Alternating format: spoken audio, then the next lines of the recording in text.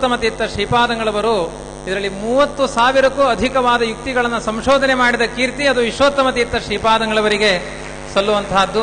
ಅಂತಹ ಒಂದು ಉದ್ಘಾಟನಾ ಕಾರ್ಯಕ್ರಮ ನಡೆಸಿಕೊಟ್ಟ ಎಲ್ಲ ಯತಿವರಿಯರಿಗೂ ಸಾಷ್ಟಾಂಗ ಪ್ರಣಾಮಗಳನ್ನು ಸಲ್ಲಿಸ್ತಾ ಮುಂದೆ ಎಲ್ಲ ಜ್ಞಾನಿಗಳಿಂದ ಅನುಗ್ರಹ ಸಂದೇಶವನ್ನ ಕೇಳಲಿಕ್ಕಿದ್ದೇವೆ.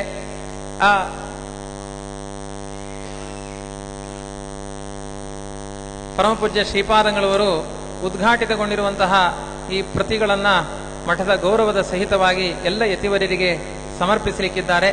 ಆರಂಭದಲ್ಲಿ ಪರಮಪೂಜ್ಯ ವಿಶ್ವೇಶತೀರ್ಥ ಶ್ರೀಪಾದಂಗಳವರು ಹಿಂದಿನ ಪುರಾಣಗಳಲ್ಲಿ ನಾವೆಲ್ಲ ವಸಿಷ್ಠ ವಾಮದೇವರ ಕಥೆಗಳನ್ನು ಕೇಳಿದ್ದೇವೆ.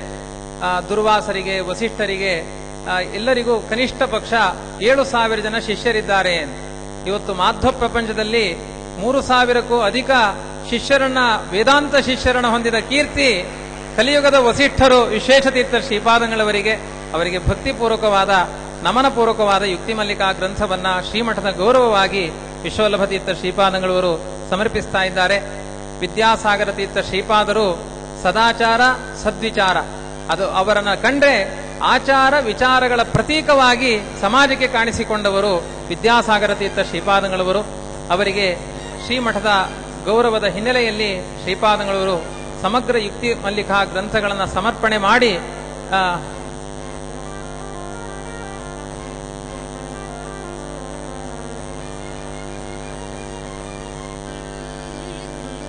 ಈ ಗ್ರಂಥಗಳನ್ನು ಸಮರ್ಪಣೆ ಮಾಡುವ ಮೂಲಕ ತಮಗೂ ಆ ಸಮಗ್ರ ಯುಕ್ತಿ ಮಲ್ಲಿಕಾ ಗ್ರಂಥಗಳ ಪಾಠ ಪ್ರವಚನದ ಸಾಮರ್ಥ್ಯ, ಅದು ಸಹಜವಾಗಿ ರಾಜರು ಕೊಡುವಂತಹ ಸಾಮರ್ಥ್ಯ ಅದು ಒದಗಿ ಬರಲಿ ಅಂತ ಭಕ್ತಿಪೂರ್ವಕವಾಗಿ ಗ್ರಂಥದಾನ ಪೂರ್ವಕವಾಗಿ ವಿಶ್ವವಲ್ಲಭ ತೀರ್ಥ ಶ್ರೀಪಾದಂಗಳವರು ನೀಡ್ತಾ ಇದ್ದಾರೆ. ವಾದಿರಾಜರ ಅನೇಕ ಯುಕ್ತಿಗಳನ್ನ ತಮ್ಮ ಬುದ್ಧಿಯಲ್ಲಿ ಸೆಳೆದುಕೊಂಡು ಸಮಾಜಕ್ಕೆ ರುಚಿಯಾದ ಅಮೃತವನ್ನ ಉಣಿಸ್ತಾ ಇರುವವರು ವಿದ್ಯಾಧೀಶ ತೀರ್ಥ ಶ್ರೀಪಾದಂಗಳವರು. ಅವರು ಮಾತನಾಡಿದರೆ ವಾದಿರಾಜರೇ ಕುಳಿತು ಮಾತನಾಡಿದ ಹಾಗೆ ಭಾಸಮಾನವಾಗುತ್ತೆ. ಅಂತಹ ವಿದ್ಯಾಧೀಶ ತೀರ್ಥರು, ಬಲಿಮಾರು ಮಠಾಧೀಶರು, ಅವರಿಗೆ ಸೋದೆ ಪರ್ಯಾಯ ಮಠದ ವತಿಯಿಂದ ಗ್ರಂಥದಾನ ಪೂರ್ವಕವಾದ ಒಂದು ಗೌರವವನ್ನ ಶ್ರೀಪಾದಂಗಳವರು ಸಲ್ಲಿಸ್ತಾ ಇದ್ದಾರೆ.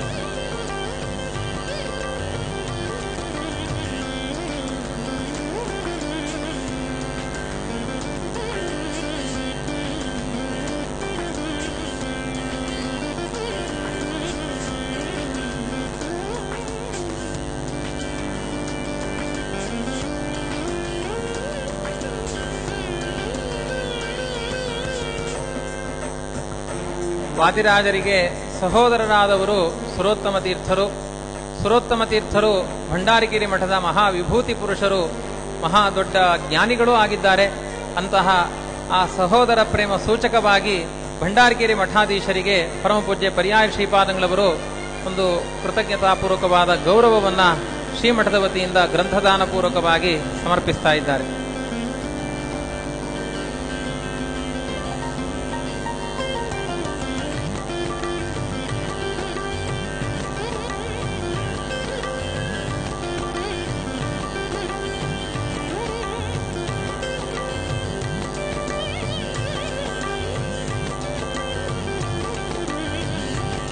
ಪರಮಪೂಜ್ಯ ವಿಶ್ವಪ್ರಸನ್ನ ತೀರ್ಥರಿಂದ ಅನೇಕ ರೀತಿಯ ಸ್ಫೂರ್ತಿಗಳನ್ನು ವಿಶ್ವವಲ್ಲಭರು ಹೊಂದಿದ್ದಾರೆ.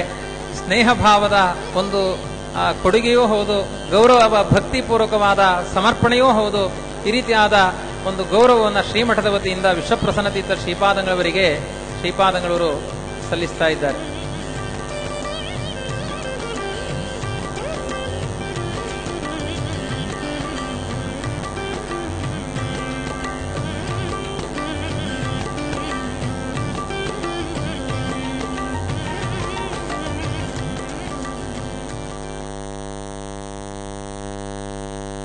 ಯುಕ್ತಿ ಮಲ್ಲಿಕಾ ಗ್ರಂಥವನ್ನು ಉದ್ಘಾಟನೆ ಮಾಡಿದ ಯತಿಗಳಿಂದ ಅನುಗ್ರಹ ಸಂದೇಶದ ಕಾರ್ಯಕ್ರಮ.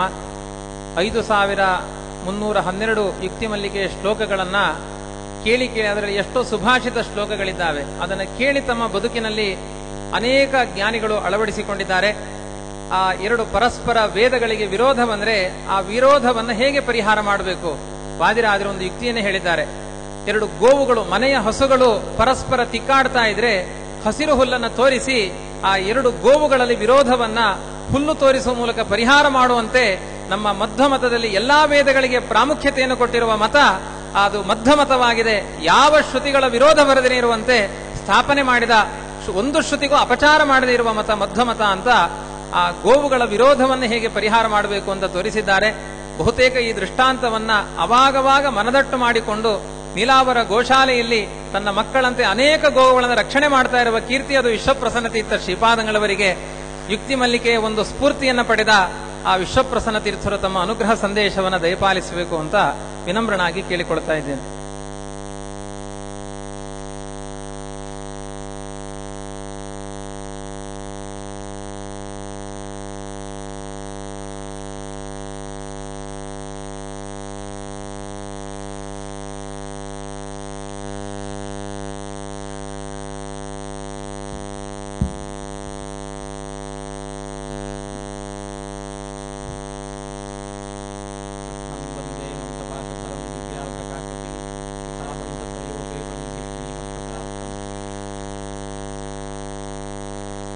ಮಲ್ಲಿಕಾ ಗ್ರಂಥದ ನೂತನ ಆವೃತ್ತಿಯ ಅನಾವರಣ ಇವತ್ತು ಎಲ್ಲ ಹಿರಿಯ ಶ್ರೀಗಳ ಸಮ್ಮುಖದಲ್ಲಿ ನಡೆದಿದೆ. ವೈಭವದ ಮೆರವಣಿಗೆ ಮೂಲಕ ನಾವೆಲ್ಲದನ್ನು ಸ್ವಾಗತಿಸಿದ್ದೇವೆ.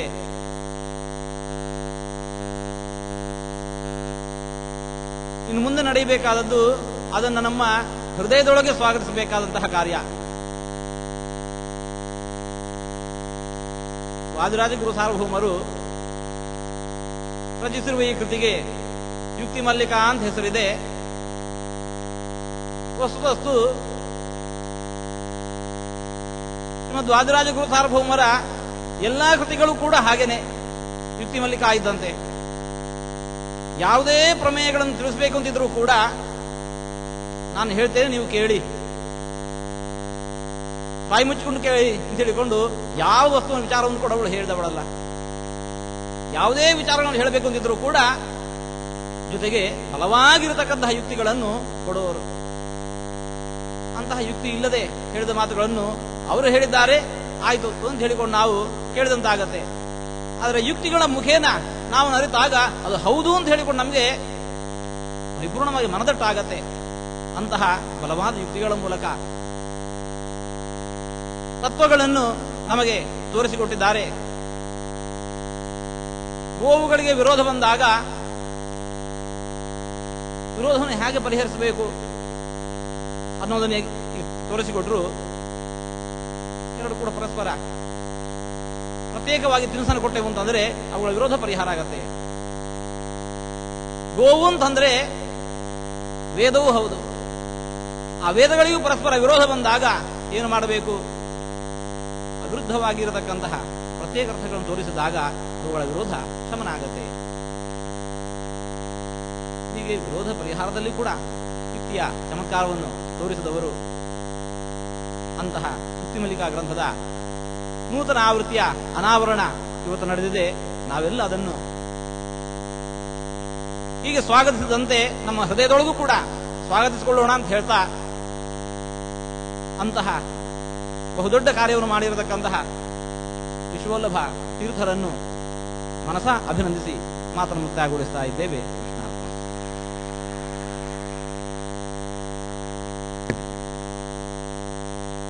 ಮುಂದೆ ಭಂಡಾರಗಿರಿ ಮಠಾಧೀಶರಾದ ವಿದ್ಯೇಶತೀರ್ಥರು ತಮ್ಮ ಅನುಗ್ರಹ ಸಂದೇಶವನ್ನು ನೀಡಬೇಕು ಅಂತ ಕೇಳಿಕೊಳ್ತಾ ಇದ್ದೇನೆ.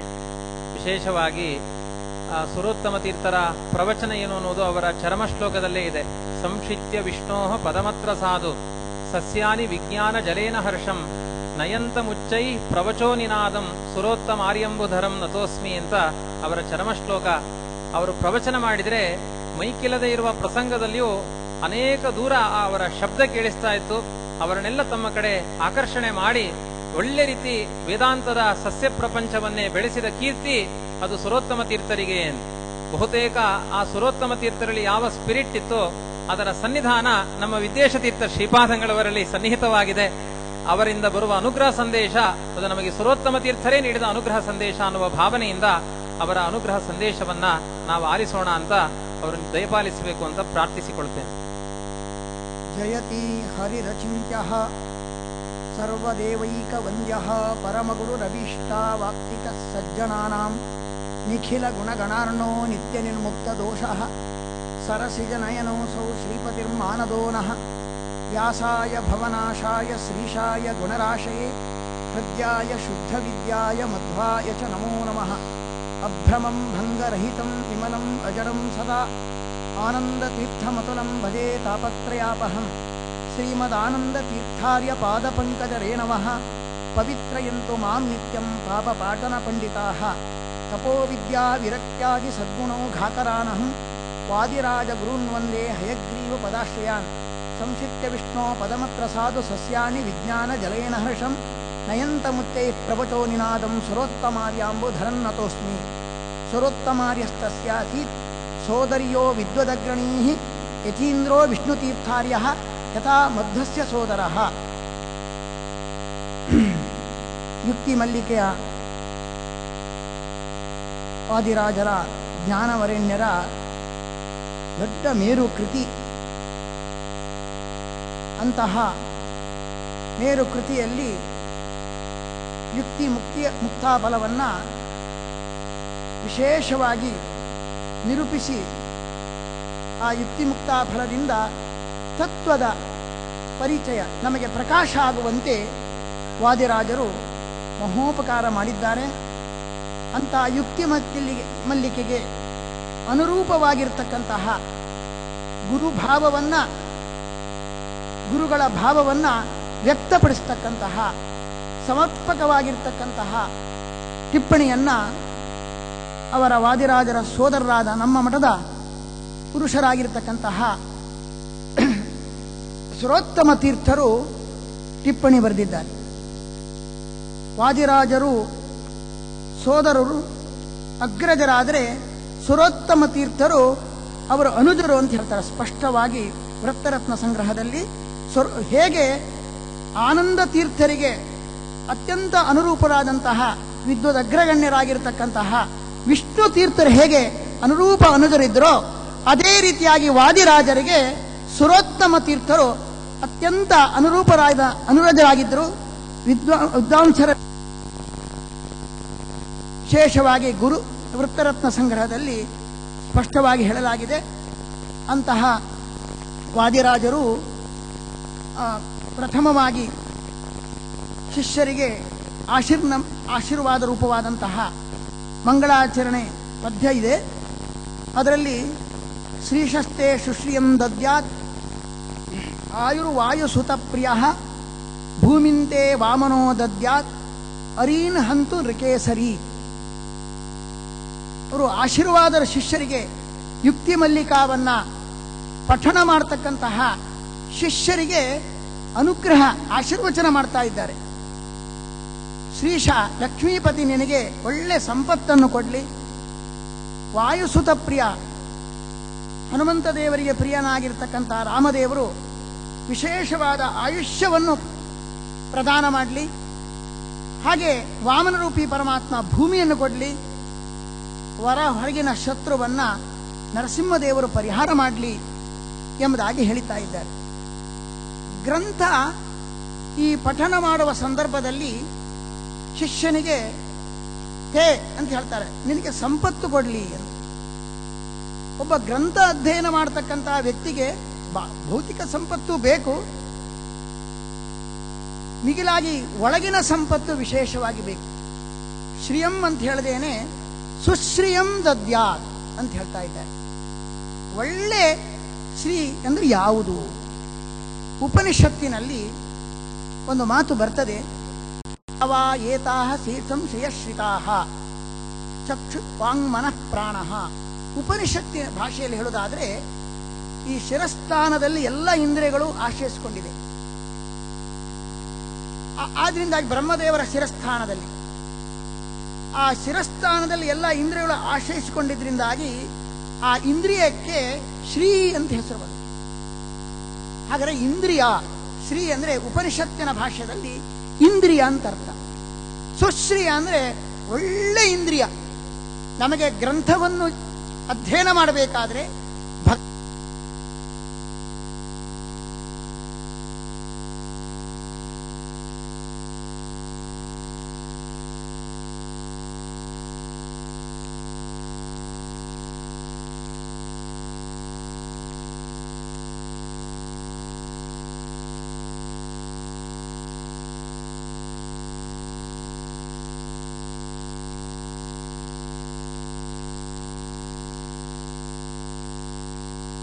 ಆದ ಭಗವಂತನ ಅನುಗ್ರಹದಿಂದ ಜಿಜ್ಞಾಸ ಮಾಡಬೇಕು ಎಂಬುದಾಗಿ ಬ್ರಹ್ಮಸೂತ್ರದಲ್ಲಿ ಮೊದಲನೆಯ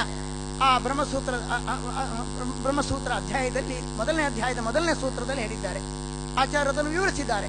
ಹಾಗಾಗಿ ಈ ಯುಕ್ತಿಯ ಮೂಲಕ ಭಗವಂತನನ್ನ ಮನನ ಮಾಡ್ತಕ್ಕಂತಹ ನಿನಗೆ ಭಗವಂತ ಇಂದ್ರಿಯ ಸಂಪತ್ತು, ಸುಶ್ರಿಯ, ಒಳ್ಳೆ ಜಿತೇಂದ್ರಿಯ, ಏಕಾಗ್ರವಾದಂಥ ಇಂದ್ರಿಯ ಸಂಪತ್ತನ್ನು ದಯಪಾಲಿಸಲಿ ಎಂಬ ಅಭಿಪ್ರಾಯದಿಂದ ಶ್ರೀಶಸ್ತೆ ಶುಶ್ರಿಯಂ ದದ್ಯಾತ್ ಅಂತ ಹೇಳಿದ್ದಾರೆ.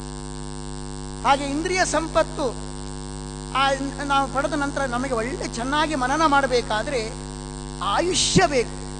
ಆಯುಷ್ಯ ಇಲ್ಲ ಅಂತಾದ್ರೆ ನಾವು ದೀರ್ಘಕಾಲದವರೆಗೆ ಮನನ ಮಾಡಲಿಕ್ಕಾಗೋದಿಲ್ಲ. ನಮಗೆ ಮಧ್ಯದಲ್ಲಿ ಅಪಮೃತ್ಯಾದಿಗಳು ಯಾವುದೂ ಬರಬಾರದು. ಆಯುಷ್ಯ ಸಂಪತ್ತು ಬೇಕು. ಆಯುಷ್ಯ ಸಂಪತ್ತನ್ನು ಕರುಣಿಸುವನು ಯಾರು? ವಾಯುಸುತ ಪ್ರಿಯ. ವಾಯುಸುತ ಅಂದ್ರೆ ಈಗ ವಾಯುಸುತರು ಇಬ್ಬರು ಇದ್ದಾರೆ. ವಾಯುದೇವರ ಅವತಾರ ರೂಪ ಇವತ್ತಿಗೂ 2 ರೂಪ ಇದೆ. ಒಂದು ಹನುಮದ್ ರೂಪ, ಇನ್ನೊಂದು ಮಧ್ವ ರೂಪ, ಎರಡೂ ಇದೆ. ವಾಯುಸುತ ಪ್ರಿಯ. ವಾಯುಸುತ ಅಂದ್ರೆ ಹನುಮಂತ ದೇವರಿಗೆ ಪ್ರಿಯನಾದ ರಾಮಚಂದ್ರ ನಿನಗೆ ಆ ಗ್ರಂಥ ಅಧ್ಯಯನಕ್ಕೆ ಬೇಕಾದ ಆಯುಷ್ಯವನ್ನ ಚೆನ್ನಾಗಿ ದಯಪಾಲಿಸಿರಿ. ರಾಮಚಂದ್ರ ದೇವರು ಆಯುಷ್ಯವನ್ನ ಇಬ್ಬರಿಗೆ ದೀರ್ಘಾಯುಷ್ಯವನ್ನು ಪ್ರದಾನ ಮಾಡಿದ್ದು ನಾವು ಕೇಳ್ತೇವೆ. ಒಂದು ವಿಭೀಷಣನಿಗೆ ಕಲ್ಪ ಪರ್ಯಂತ ಆಯುಷ್ಯವನ್ನ ಪರಮಾತ್ಮ ರಾಮದೇವರು ಪ್ರದಾನ ಮಾಡಿದರೆ ಆಂಜನೇಯನಿಗೂ ಕೂಡ ಆಯುಷ್ಯವನ್ನು ಪ್ರದಾನ ಮಾಡಿದ್ದಾರೆ. ಹಾಗಾಗಿ ಆಯುರ್ ಪ್ರದಾನ ಮಾಡತಕ್ಕಂಥವನು ರಾಮಚಂದ್ರ. ಆದ್ರಿಂದಾಗಿ ವಾಯುಸುತ ಪ್ರಿಯ, ಹನುಮಂತ ದೇವರಿಗೆ ಪ್ರಿಯನಾದ ರಾಮಚಂದ್ರ ಹನುಮಂತನಿಗೆ ವಿಶೇಷವಾಗಿ ಮತ್ತೆ ವಿಭೀಷಣನಿಗೆ ಆಯುಷ್ಯವನ್ನು ಪ್ರದಾನ ಮಾಡಿದ್ದಾರೆ. ಅದರಿಂದಾಗಿ ಆಯುಷ್ಯವನ್ನು ಕೊಡಲಿ ಅಂತ ಆಶೀರ್ವಚನ ಮಾಡಿದ್ದಾರೆ. ಇನ್ನೊಂದು ಹನುಮಂತ ವಾಯುದೇವರ ರೂಪ ಇವತ್ತಿಗೂ ಇರತಕ್ಕಂತಹದ್ದು. ವಾದಿರಾಜರು ಹೇಳಿದ ಹಾಗೆ ದೇವಮಾನ ರೀತ್ಯ ಶತವರ್ಷ ಪರ್ಯಂತ ಬದರಿಯಲ್ಲಿ ದೃಶ್ಯರಾಗಿದ್ರೆ ಅದೃಶ್ಯ ರೂಪಿಪೀಠ, ಇಲ್ಲಿ ಉಡುಪಿಯಲ್ಲಿ ಅದೃಶ್ಯರಾಗಿ ಇದ್ದಾರೆ. ದೇವಮಾನ ರೀತ್ಯ 100 ವರ್ಷ ತನಕ ಇದ್ದಾರೆ ಅಂತ ವಾದಿರಾಜ ಗುರುಗಳು ಹೇಳಿದ್ದಾರೆ. ಹಾಗಾಗಿ ಆ ರೂಪ ಇವತ್ತಿಗೂ ಇದೆ. ಆದ್ರಿಂದಾಗಿ ಆ ಮಧ್ವರೂಪ ವಾಯುಸುತ ಅಂದ್ರೆ ಮಧ್ವರೂಪ.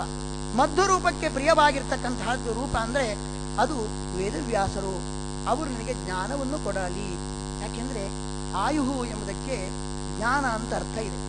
ಸರ್ವಮೂಲದಲ್ಲಿ ಐತರೆಯ ಉಪನಿಷತ್ ಭಾಷ್ಯದ ಹೇಳುವಾಗ ಆಯುಷ್ ಶಬ್ದೋ ಜ್ಞಾನವಾಚಿ ಅಂತ ಆಚಾರ್ಯರು ಹೇಳ್ತಾ ಇದ್ದಾರೆ. ಹಾಗಾಗಿ ಆ ಯಾವ ಮಧ್ವರಿಗೆ ಪ್ರಿಯನಾಗಿರ್ತಕ್ಕಂತಹ ವೇದವ್ಯಾಸರೂಪಿ ಪರಮಾತ್ಮ ನಿನಗೆ ಆಯುಷ್ಯ ಕೊಡಲಿ. ಅಂದ್ರೆ ಈ ಗ್ರಂಥದ ಅಧ್ಯಯನದಿಂದ ಆ ಮನನ ಮಾಡಿ ಎಂತಹ ನಿನಗೆ ದೀರ್ಘಕಾಲವಾದಂತಹ ಆಯುಷ್ಯವನ್ನು ರಾಮದೇವರು ಕೊಟ್ಟು, ವಿಶೇಷವಾದ ಇಂದ್ರಿಯ ಸಂಪತ್ತನ್ನ ಭಗವಂತ ಕೊಟ್ಟು, ಆ ಮನೋಪ್ರೇರಕನಾದ ಭಗವಂತ ಕೊಟ್ಟು, ಅದರಿಂದ ನಿನಗೆ ಆ ಮಧ್ವಪ್ರಿಯನಾಗಿರ್ತಕ್ಕಂತಹ ವೇದವ್ಯಾಸರು ಆಯುಷ್ಯವನ್ನ ಪ್ರದಾನ ಮಾಡಲಿ, ಜ್ಞಾನವನ್ನು ಪ್ರದಾನ ಮಾಡಲಿ.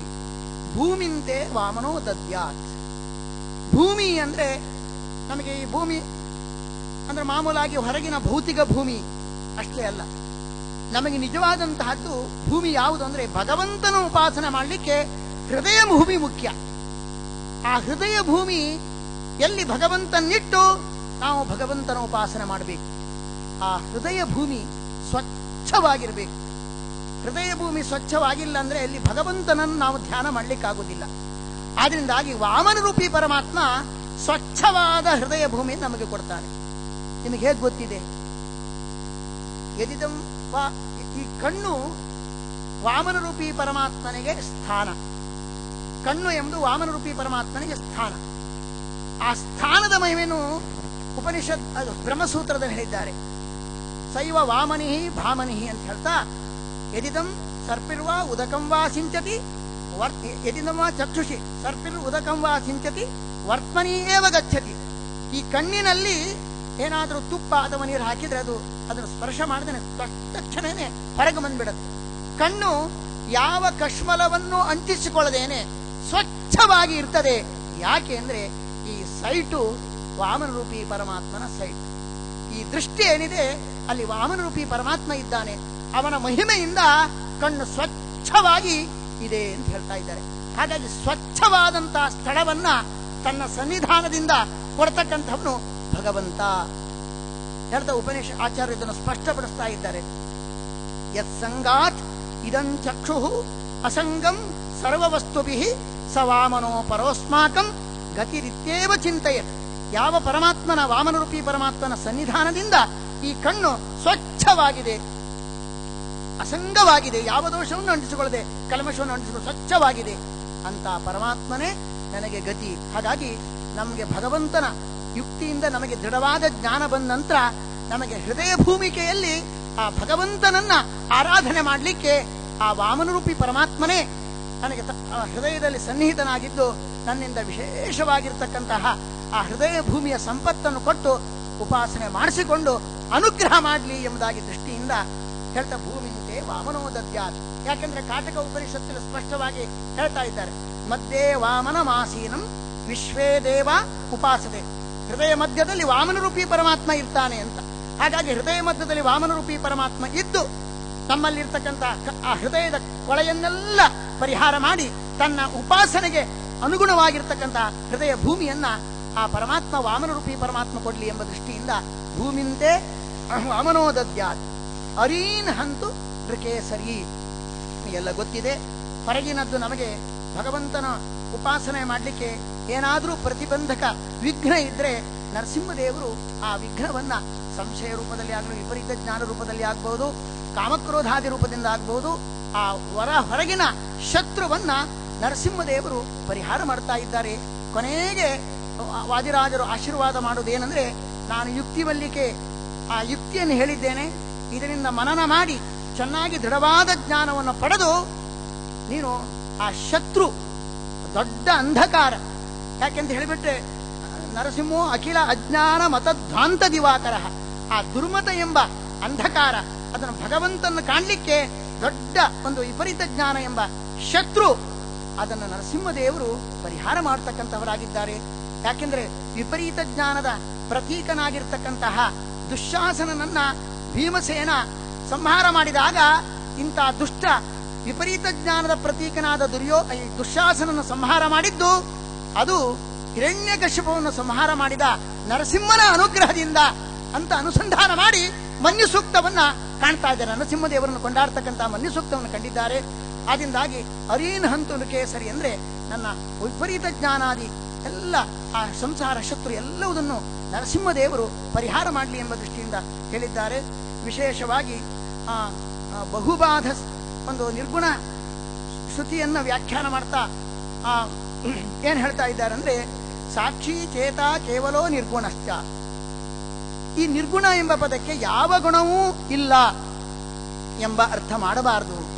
ಒಂದು ಪದವನ್ನು ನೋಡಿಕೊಂಡು ಆ ಒಂದು ಪದದ ವಿರೋಧಕ್ಕೆ ಅನೇಕ ಪದಗಳಿಗೆ ಆ ಒಂದು ಪದದ ವಿರೋಧ, ಒಂದು ಪದವನ್ನು ಮಹತ್ವವನ್ನಾಗಿ ಇಟ್ಕೊಂಡ್ಬಿಟ್ಟು ಅನೇಕ ಪದಗಳಿಗೆ ಅರ್ಥಭಾದವನ್ನು ಹೊಂದಿಸುವುದು ಸರಿಯಲ್ಲ. ಯಾಕಂದ್ರೆ ಸಾಕ್ಷಿ ಎಲ್ಲ ಕಡೆಯಲ್ಲಿ ಸಾಕ್ಷಾತ್ ದೃಷ್ಟ ಸರ್ವಭೂತಾಂತರಾತ್ಮ ಲೋಕಾಧಿವಾಸ ಅಂತ ಹೇಳಿ ಎಲ್ಲ ಕಡೆಯಲ್ಲಿ ಭಗವಂತನ ಅಂತರ್ಯಾಮಿತ್ವ, ಆ ಜ್ಞಾನರೂಪತ್ವ, ಸಾಕ್ಷಾತ್ ದೃಷ್ಟತ್ವ, ಸರ್ವಭೂತ ನಿವಾಸತ್ವ, ಇದೆಲ್ಲ ಗುಣಗಳನ್ನು ಹೇಳಿ ಕೊನೆಗೆ ನಿರ್ಗುಣಶ್ಚ ಅಂತ ಹೇಳುವಾಗ ಯಾವ ಗುಣವೂ ಇಲ್ಲ ಅಂತ ಹೇಳಿದ್ರೆ ಬಹು ಪದಗಳಿಗೆ ವಿರೋಧವನ್ನ ಮಾಡಿದ ಹಾಗೆ ಆಗತ್ತೆ.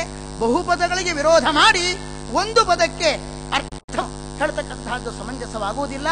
ಹಾಗಾಗಿ ಏನರ್ಥ ಮಾಡಬೇಕು ಅಂತ ಹೇಳಿದ್ರೆ, ಅಲ್ಲಿ ನಿರ್ಗುಣ ಪದ ಇದೆ, ಗುಣ ನಿಷೇಧ ಮಾಡ್ತದೆ, ಆದರೆ ಪ್ರಮಾಣ ಸಿದ್ಧವಾದ ಗುಣವನ್ನು ನಿಷೇಧ ಮಾಡುವುದು ಸರಿಯಲ್ಲ. ಬಹುಬಾಧ ಎಂಬುದು ಅನ್ಯಾಯ. ಅದರಿಂದ ಏನ್ ಮಾಡಬೇಕಂದ್ರೆ ಕಪಿಂಜಲಾನ್ ಆಲಭೇತ ಅಂತಿದೆ. ಯಜ್ಞದಲ್ಲಿ ಕಪಿಂಜಲ ಎಂಬ ಪಕ್ಷಿಯನ್ನ ಆಲಭನ ಮಾಡಬೇಕು ಅಂತ, ಬಲಿ ಕೊಡಬೇಕು ಅಂತ. ಅಲ್ಲಿ ಕಪಿಂಜಲಾನ್ ಅಂದ್ರೆ ಬಹುವಚನಕ್ಕೆ ಧಕ್ಕೆ ಬಾರದಿದ್ದ ರೀತಿಯಲ್ಲಿ ಮಾಡಬೇಕು. ಮೂರೇ ಬಹುವಚನ ಇದ್ರೂ ಕೂಡ ಮೂರೇ ಅಂತ ಹೇಳಿದ್ದಾರೆ. ಮೂರು ಕಪಿಂಜಲನ್ನು ಆಲಭನ ಮಾಡಬೇಕು, ಬಲಿ ಕೊಡಬೇಕು ಅಂತ. ಅದರಿಂದಾಗಿ ಬಹುಹಿಂಸೆ ಮಾಡಬಾರದು. ಮೂರಕ್ಕಿಂತ ಜಾಸ್ತಿ ಮಾಡಿದರೆ ಅಹಿಂಸಾ ಪರಮೋಧರ್ಮಃ, ಹಿಂಸೆ ಮಾಡಬಾರದು. ಬಹುಹಿಂಸಾ ಎಂಬುದು ಅನ್ಯಾಯ. ಹಾಗೆ ಪ್ರಮಾಣ ಸಿದ್ಧವಾಗಿರ್ತಕ್ಕಂತಹ ಗುಣವನ್ನ ನಿಷೇಧ ಮಾಡೋದು, ಹಿಂಸೆ ಮಾಡತಕ್ಕಂತಹದ್ದು ಸರಿಯಲ್ಲ. ಆದ್ರಿಂದಾಗಿ ಸ್ಪಷ್ಟವಾಗಿ ಆ ವೇದದ ಅರ್ಥವನ್ನ ರುದ್ರದೇವರು ಹೇಳ್ತಾ ಇದ್ದಾರೆ. ಯೋಸೌ ನಿರ್ಗುಣ ಇತ್ಯುಕ್ತ ಶಾಸ್ತ್ರೇಷು ಜಗದೀಶ್ವರ ಪ್ರಾಕೃತೈ ಹೇಯ ಸಂಯುಕ್ತೈ ಗುಣೈರ್ಹೀನತ್ವ ಮುಚ್ಚತೆ ಅಂತ. ಸತ್ವಗುಣ, ರಜೋಗುಣ, ತಮೋ ಗುಣಗಳನ್ನ ಪದ್ಮಪುರಾಣ ನಿಷೇಧ ಮಾಡ್ತಾ ಇದೆ. ಹಾಗಾಗಿ ಸ್ಫೂರ್ತಿಗೆ ಅನುಗುಣವಾಗಿ 3 ಗುಣವನ್ನು ಮಾತ್ರ ನಿಷೇಧ ಮಾಡಬೇಕೇ ವಿನಃ ಪ್ರಮಾಣ ಸಿದ್ಧವಾದಂತಹ ಗುಣವನ್ನ ನಿಷೇಧ ಮಾಡತಕ್ಕಂತಹದ್ದು ಸರಿಯಲ್ಲ. ಬಹುವಾದ ಎಂಬುದು ಅನ್ಯಾಯ ಅಂತ ಆ ಕಪಿಂಜಲ ಆಲಭನ ಒಂದು ಅಲ್ಲಿಯ ಮೀಮಾಂಸಕರ ನ್ಯಾಯವನ್ನು ಇಟ್ಕೊಂಡ್ಬಿಟ್ಟು ವಾದಿರಾಜರು ಅದನ್ನು ಸಮರ್ಥನೆ ಮಾಡ್ತಾ ಇದ್ದಾರೆ. ಇನ್ನೊಂದು ಹೇಳ್ತಾ ಇದ್ದಾರೆ, ಬಹಳ ಚೆನ್ನಾಗಿ ಹೇಳ್ತಾರೆ. ಯೋಸೋ ಇದೆಲ್ಲ ಹಿಂದೆ ಗುಣ ಹೇಳಿಯಾಗಿದೆ. ಎಲ್ಲ ಗುಣ ಹೇಳಿದ ನಂತರ ನಿರ್ಗುಣಶ್ಚ ಅಂತ ಹೇಳ್ತಾ ಇದ್ದಾರೆ. ಹೇಳಿದ್ದಾರೆ ನಿರ್ಗುಣನೂ ಕೂಡ ಸಗುಣನೂ ಹೌದು ನಿರ್ಗುಣನೂ ಹೌದು. ಜ್ಞಾನಾನಂದಾದಿ ಕಲ್ಯಾಣ ಗುಣಗಳಿಂದ ಅವನು ಸಗುಣ, ಚಕಾರದಿಂದಾಗಿ ದುರ್ಗುಣಗಳು ಸತ್ವರಜಸ್ತಮೋ ಗುಣಗಳು ಇಲ್ಲ ಅಂತ ಹೀಗೆ ವ್ಯಾಖ್ಯಾನ ಮಾಡೋದಲ್ಲದೆ ಬಹಳ ಚಮತ್ಕಾರ ತೋರಿಸ್ತಾ ಇದ್ದಾರೆ. ಅನಿರ್ಗುಣಶ್ಚ, ಯಾಕೆಂದ್ರೆ ಅವನು ಕೇವಲ, ಯಾವಾಗ ಭಗವಂತ ಕೇವಲ ಅಂತಾಯ್ತು, ಸ್ವತಂತ್ರ ಅಂತ ಆದ್ಮೇಲೆ ಅವನು ನಿರ್ಗುಣ ಆಗುವುದು ಹೇಗೆ? ಅನಿರ್ಗುಣ, ಅನುರ್ಗುಣ ಏವ, ಅವನಲ್ಲಿ ಸಕಲ ಗುಣಗಳು ಇದೆ, ಯಾಕೆ ಸ್ವಾತಂತ್ರ್ಯ ಎಂಬ ಗುಣ ಇದೆ ಎಂಬ ಅರ್ಥ ಬರುವ ರೀತಿಯಲ್ಲಿಯೂ ಕೂಡ ವಾದಿರಾಜರು ಪೂರ್ವಾಪರಕ್ಕೆ ವಿರೋಧ ಬಾರದ ರೀತಿಯಲ್ಲಿ ವ್ಯಾಖ್ಯಾನ ಮಾಡಬೇಕು ಅಂತ ತಿಳಿಸಿದ್ದಾರೆ. ಈಗಾಗಲೇ ಹೇಳಿದಂತೆ ವಾದಿರಾಜ ಗುರುಗಳು ಅವರು ಸೋದರರು, ಅಗ್ರಜರು. ಸುರೋತ್ತಮ ತೀರ್ಥರು, ಭಂಡಾರಿಕರ ಮಠದ ಸುರೋತ್ತಮ ತೀರ್ಥರು ಅನುಜರು, ಅನುರೂಪ ಆ ಸೋದರ ಭಾವ ಇದೆ. ಆ ವಾದಿರಾಜರ ಕನ್ಯೆ ಯಾವುದು, ಸನ್ಯಾಸಿಗಳ ಕನ್ಯೆ ಯಾವುದು ಅಂದ್ರೆ ಅವರ ಕೃತಿಯೇ ಕನ್ಯೆ. ಸನ್ಯಾಸಿಗಳು ಕನ್ಯಾಕ್ಕೆ ಜನಕರಾಗಬೇಕು. ಅದು ಎಂಥ ಕನ್ಯೆ ಅಂದ್ರೆ ಕೃತಿ ಕನ್ಯಾ. ಆ ವಿಶೇಷವಾಗಿ ಆ ಯುಕ್ತಿ ಮಲ್ಲಿಕ ಅಂದ್ರೆ ಅದು ರಾಜಕನ್ಯೆ. ಹಾಗಾಗಿ ಅವರ ಅನುಜರಾಗಿರ್ತಕ್ಕಂತಹ ಸುರೋತ್ತಮ ತೀರ್ಥರ ಕನ್ಯೆ ಯಾವುದು ಅಂದ್ರೆ ಅದು ಭಾವವಿಲಾಸಿನಿ. ಅವರೇ ಹೇಳಿದ್ದಾರೆ, ಈ ಕನ್ಯೆಯನ್ನ ನಾನು ದಾನ ಮಾಡಿದ್ದೇನೆ, ಸಸ್ಸು ನಿವೇದಿತಂ, ಸಜ್ಜನರಾಗಿರ್ತಕ್ಕಂತಹ ಪಂಡಿತರಿಗೆ ಇದನ್ನು ನಾನು ಒಪ್ಪಿಸಿದ್ದೇನೆ. ವಾದಿರಾಜರು ಅಂತಹ ತನ್ನ ರಾಜಕನ್ಯೆಯನ್ನ ಸದ್ವಿದ್ವಾಂಸರಿಗೆ ಅದನ್ನು ದಾನ ಮಾಡಿದ್ದೇನೆ ಎಂಬುದಾಗಿ ಅವರು ಹೆಮ್ಮೆಯಿಂದ ಹೇಳಿಕೊಂಡಿದ್ದಾರೆ. ಆದರೆ ಪರಂಪರೆಯಿಂದ ಏನಾಯಿತು ಅಂತ ಹೇಳಿದ್ರೆ, ನಾವು ಸಂಪ್ರದಾಯಬದ್ಧವಾಗಿ ಶ್ರೀಮನ್ಯಾಯಸುಧಾ ಮೊದಲಾದ ಕೃತಿಗಳನ್ನ ಸಂಪ್ರದಾಯಬದ್ಧವಾಗಿ ಓದ್ತೇವೆ. ಆದರೆ ವಾದಿರಾಜರ ಎಂಥ ಒಂದು ವಿಶಿಷ್ಟವಾದ ಯುಕ್ತಿ ಮಲ್ಲಿಕಾ ಕೃತಿ ಇದೆ, ಅದನ್ನು ಅಷ್ಟು ನಾವು ಸಂಪ್ರದಾಯಬದ್ಧವಾಗಿ ಓದುವ ಪದ್ಧತಿ ಬಿಟ್ಟೋಗಿತ್ತು. ನಮ್ಮ ವಿಶ್ವವಲ್ಲಭ ತೀರ್ಥರು ಆ ಪಂಡಿತರಿಗೆ ನಿವೇದನ ಅದನ್ನ ಅನುವಾದ ಮಾಡಿಸಿ ಎಲ್ಲರೂ ಕೂಡ ಯುಕ್ತಿ ಮಲ್ಲಿಕಾ ಭಾವವಿಲಾಸ ಸಹಿತವಾದಂತಹ ಯುಕ್ತಿ ಮಲ್ಲಿಕಾ ಓದುವಂತೆ ದೊಡ್ಡ ಕೆಲಸವನ್ನು ಅವರು ಮಾಡಿದರು. ಒಂದು ರೀತಿಯಾಗಿ ವಾದಿರಾಜರು ಅವರ ಕನ್ಯೆಯಾದರೆ ವಿದ್ಯೆ ಕೊಟ್ಟವರೆಲ್ಲರೂ ಕೂಡ ನಮಗೆ ಗುರುಗಳು, ತಂದೆ ಆಗ್ತಾರೆ. ಹಾಗಾಗಿ ವಾದಿರಾಜರು ಪರಂಪರೆಯಲ್ಲಿ ಬಂದಿರತಕ್ಕಂತಹ ವಿಶ್ವವಲ್ಲಭರಿಗೆ ವಾದಿರಾಜರು ತಂದೆ ಇದ್ದ ಹಾಗೆ. ಅವರಿಂದ ನಿರ್ಮಾಣಗೊಂಡಿರ್ತಕ್ಕಂತಹ ಯುಕ್ತಿ ಮಲ್ಲಿಕಾ ಅದು ಸಹೋದರಿ, ಅವರಿಗೆ ಹಿರಿಯ ಸಹೋದರಿ ಇದ್ದಾಗೆ. ಅವರ ತಮ್ಮಂದಿರಾಗಿರ್ತಕ್ಕಂತಹ ಆ ಸುರೋತ್ತಮ ತೀರ್ಥರ ಭಾವವಿಲಾಸಿನಿ ಎಂಬುದು ಕೂಡ ನಮ್ಮಿಬ್ಬರ ಸಹೋದರ ಸಹೋದರಿಯರಿದ್ದಾಗಿದ್ದಾರೆ. ಅಂತಹ ವಿಶಿಷ್ಟವಾದ ನಮ್ಮ ಸಹೋದರಿ ಭಾವವಿಲಾಸಿನಿ, ಅವರ ಸಹೋದರಿ ಯುಕ್ತಿ ಮಲ್ಲಿಕಾ, ಇಬ್ಬರು ಸಹೋದರರಿಗೂ ಕೂಡ ಕಲ್ಯಾಣ ಮಹೋತ್ಸವವನ್ನು ಮಾಡಿಸುವಂತಹ ದೊಡ್ಡ ಪುಣ್ಯವನ್ನ ಅವರು ಕೊಟ್ಟುಕೊಂಡಿದ್ದಾರೆ. ವಿಶೇಷವಾಗಿ ನಮ್ಮ ಸಹೋದರಿ ಭಾವವಿಲಾಸಿನಿ ಎಂಬ ಆ ಸಹೋದರಿಯ ಕಲ್ಯಾಣ ಮಹೋತ್ಸವವನ್ನು ಕೂಡ ಅವರೇ ಮಾಡಿದ್ರು. ವಿಶೇಷ ನಮ್ಮ ಭಾರವನ್ನು ಕೂಡ ಅವರೇ ಹೊತ್ತು ಅಭಿಮಾನದಿಂದ ಅದನ್ನು ಮಾಡಿದ್ದಾರೆ. ಹೀಗೆ ಇಬ್ಬರು ವಾದಿರಾಜ ಸಹೋದರರ ಜ್ಞಾನಿವರಣ್ಯರಾಗಿರ್ತಕ್ಕಂತಹ ಸುರೋತ್ತಮ ತೀರ್ಥರು, ವಾದಿರಾಜರು ಸುರೋತ್ತಮ ತೀರ್ಥರ ಇಬ್ಬರು ಸಹೋದರರ ರಾಜಕನ್ಯೆಯಂತಿರ್ತಕ್ಕಂತಹ ಈ ಯುಕ್ತಿ ಮಲ್ಲಿಕಾ ಮತ್ತು ಭಾವಿವಿಲಾಸಿನಿ ಕನ್ಯೆಯರ ಈ ಒಂದು ಸದ್ವಿದ್ವಾಂಸರಲ್ಲಿ ಪ್ರಧಾನ ರೂಪವಾದಂತಹ ಕಲ್ಯಾಣೋತ್ಸವವನ್ನು ತಮ್ಮ ಪರ್ಯಾಯದಲ್ಲಿ ವಿಶಿಷ್ಟವಾದ ರೀತಿಯಲ್ಲಿ ಮಾಡಿ ರುಕ್ಮಿಣೀಶನ ವಿಶೇಷ ಅನುಗ್ರಹಕ್ಕೆ ಆ ವಿಶ್ವವಲ್ಲಭ ತೀರ್ಥರು ಪಾತ್ರರಾಗಿದ್ದಾರೆ. ಈ ಕಾರ್ಯಕ್ಕೋಸ್ಕರ ತುಂಬು ಹೃದಯದಿಂದ ಆ ಸಹೋದರ ಭಾವದಿಂದ ಈ ಎರಡೂ ಸಂಯೋಜನೆ ಮಾಡಿ ಪಂಡಿತರಿಂದ ಅನುವಾದ ಮಾಡಿಸಿ ಅದನ್ನು ಭಗವಂತನಿಗೆ ಅರ್ಪಣೆ ಮಾಡಿದ ಇಂತಹ ಒಂದು ವಿಶಿಷ್ಟವಾದ ಕಾರ್ಯವನ್ನು ಮಾಡಿದ್ದಕ್ಕೆ ತುಂಬಾ ಅವರನ್ನು ಅಭಿನಂದಿಸ್ತಾ, ವಿಶ್ವವಲ್ಲಭರು ಯುಕ್ತಿವಲ್ಲಭರಾಗಿ ವಿಶೇಷ ಭಗವಂತನ ಅನುಗ್ರಹಕ್ಕೆ ಪಾತ್ರರಾಗುವುದರಲ್ಲಿ ಸಂಶಯ ಇಲ್ಲ ಅಂತ ಹೇಳ್ತಾ, ಈ ಎಲ್ಲ ವಿದ್ವಾಂಸರು ಶೇಷಗಿರಿ ತಾಯರು ವಿಶೇಷವಾದಂತಹ ಇದರಲ್ಲಿ ಒಳ್ಳೆ ತಪಸ್ಸು ಮಾಡಿ ಸಂಶೋಧನೆ ಮಾಡಿ ತಪಸ್ಸು ಮಾಡಿ ವಾದಿರಾಜರ ಒಂದು ಅನುಗ್ರಹದಿಂದ ಒಂದು ಅನುವಾದ ಕಾರ್ಯವನ್ನು ಅದು ಚೆನ್ನಾಗಿ ಆಗುವಂತೆ ಅದನ್ನು ಮುತುವರ್ಜಿ ವಹಿಸಿ ಆ ಕೆಲಸವನ್ನು ಮಾಡಿದ್ದಾರೆ. ಅವರಿಗೆ ಶ್ರೀನಿವಾಸಮೂರ್ತಿಗಳು ಇನ್ನೆಲ್ಲ ಅನೇಕ ಪಂಡಿತರು ಕೂಡ ಸಹಕಾರವನ್ನು ಕೊಟ್ಟಿದ್ದಾರೆ. ವಿಶೇಷವಾಗಿ ಇಂತಹ ಒಂದು ಕೃತಿ ಪ್ರಕಾಶನಕ್ಕೆ ಬರಬೇಕು, ಅನುವಾದ ಆಗಬೇಕು, ಪ್ರಕಾಶನಕ್ಕೆ ಬರಬೇಕು, ಅದು ವಿದ್ವಾಂಸರಿಗೆ ಅದು ಮುಟ್ಟಬೇಕು, ಅದು ಪಾಠ ಚೆನ್ನಾಗಿ ಅದರ ಪಾಠ ಪದ್ಧತಿಯಲ್ಲಿ ಬರಬೇಕು ದೃಷ್ಟಿಯಿಂದ ನಮ್ಮ ವಿಶ್ವವಲ್ಲಭ ತೀರ್ಥರ ಒಂದು ಆದೇಶದ ಮೇರೆಗೆ ವಿಜೇಂದ್ರಾಚಾರ್ಯರು ಯಶಸ್ವಿಯಾಗಿ ಇಂತಹ ಒಂದು ಕಾರ್ಯಕ್ರಮವನ್ನು ಹರಿಗುರುಗಳ ಅನುಗ್ರಹದಿಂದ ಮಾಡಿದ್ದಾರೆ. ಅವರನ್ನೂ ಕೂಡ ಅಭಿನಂದಿಸ್ತಾ ಎಲ್ಲ ಪಂಡಿತರು ಕೂಡ ಇಂತಹ ಕಾರ್ಯದಲ್ಲಿ ಭಾಗವಹಿಸಿದ ಎಲ್ಲ ಪಂಡಿತರಿಗೂ ಕೂಡ ಅವರನ್ನು ಅಭಿನಂದಿಸ್ತಾ ನಾವು ನಮ್ಮ ಮಾತನ್ನು ಕೃಷ್ಣಾರ್ಪಣ.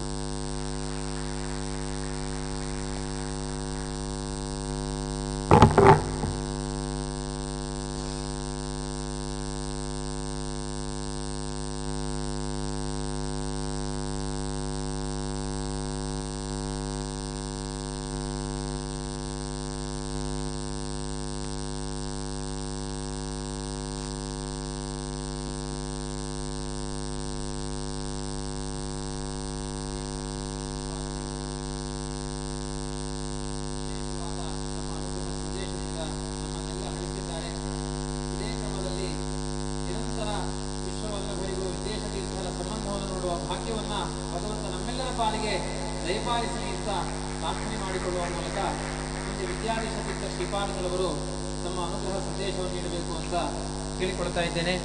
ವಿಶೇಷವಾಗಿ ವಾದಿರಾಜರ ರುಕ್ಮಿಣೀಶ ವಿಜಯ ಗ್ರಂಥ ವಿದ್ಯಾಧೀಶ ತೀರ್ಥ ಶ್ರೀಪಾದರದ್ದು ಅಂದರೆ ರಾಜಾಂಗಣವೂ ಭರ್ತಿಯಾಗುತ್ತೆ, ಎಲ್ಲರ ಮನಾಂಗಣವೂ ಕೂಡ ಭರ್ತಿಯಾಗುತ್ತೆ. ವಾದಿರಾಜರೇ ಪ್ರತಿಯಾಗಿ ನಿಂತು ಆ ಪ್ರವಚನಗಳನ್ನು ಮಾಡ್ತಾ ಇದ್ದವರು ಅನ್ನುವ ಭಾವವನ್ನು ಹುಟ್ಟಿಸುವಂತಹ ಒಂದು ಖ್ಯಾತಿ ಅದು ವಿದ್ಯಾಧೀಶ ತೀರ್ಥ ಶ್ರೀಪಾದಂಗಳವರ ಪಾಲಿಗೆ ಇದೆ. ಎಷ್ಟೋ ಜನಗಳು ನಿರೀಕ್ಷೆಯಿಂದ ಕುಳಿತಿದ್ದಾರೆ. ಇವರ ಅನುಗ್ರಹ ಸಂದೇಶದ ಚಮತ್ಕಾರಗಳನ್ನ ತಮ್ಮ ಬುದ್ಧಿಯಲ್ಲಿ ಸೇರಿಸಿಕೊಳ್ಳಬೇಕು ಅನ್ನುವ ಕಾತುರತೆಯಿಂದ ಕೂತಿದ್ದಾರೆ. ಅಂತಹ ಶ್ರೀಪಾದರು ನಮಗೆ ಅನುಗ್ರಹ ಸಂದೇಶವನ್ನು ನೀಡಬೇಕು ಅಂತ ಕೇಳಿಕೊಳ್ತಾ ಇದ್ದೇನೆ.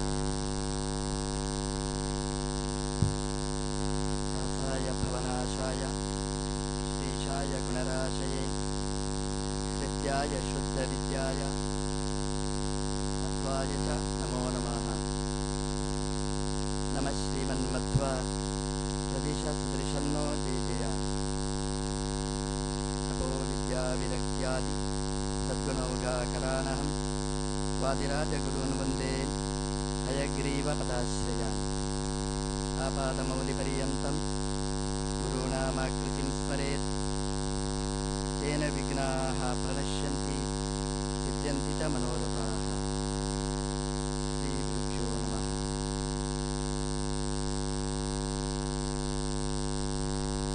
ವೇದವ್ಯಾಸದೇವರ ಕೊಡುಗೆ ಅನನ್ಯವಾದ್ದು ನಮ್ಮ ಆರ್ಷ ಪ್ರಪಂಚಕ್ಕೆ.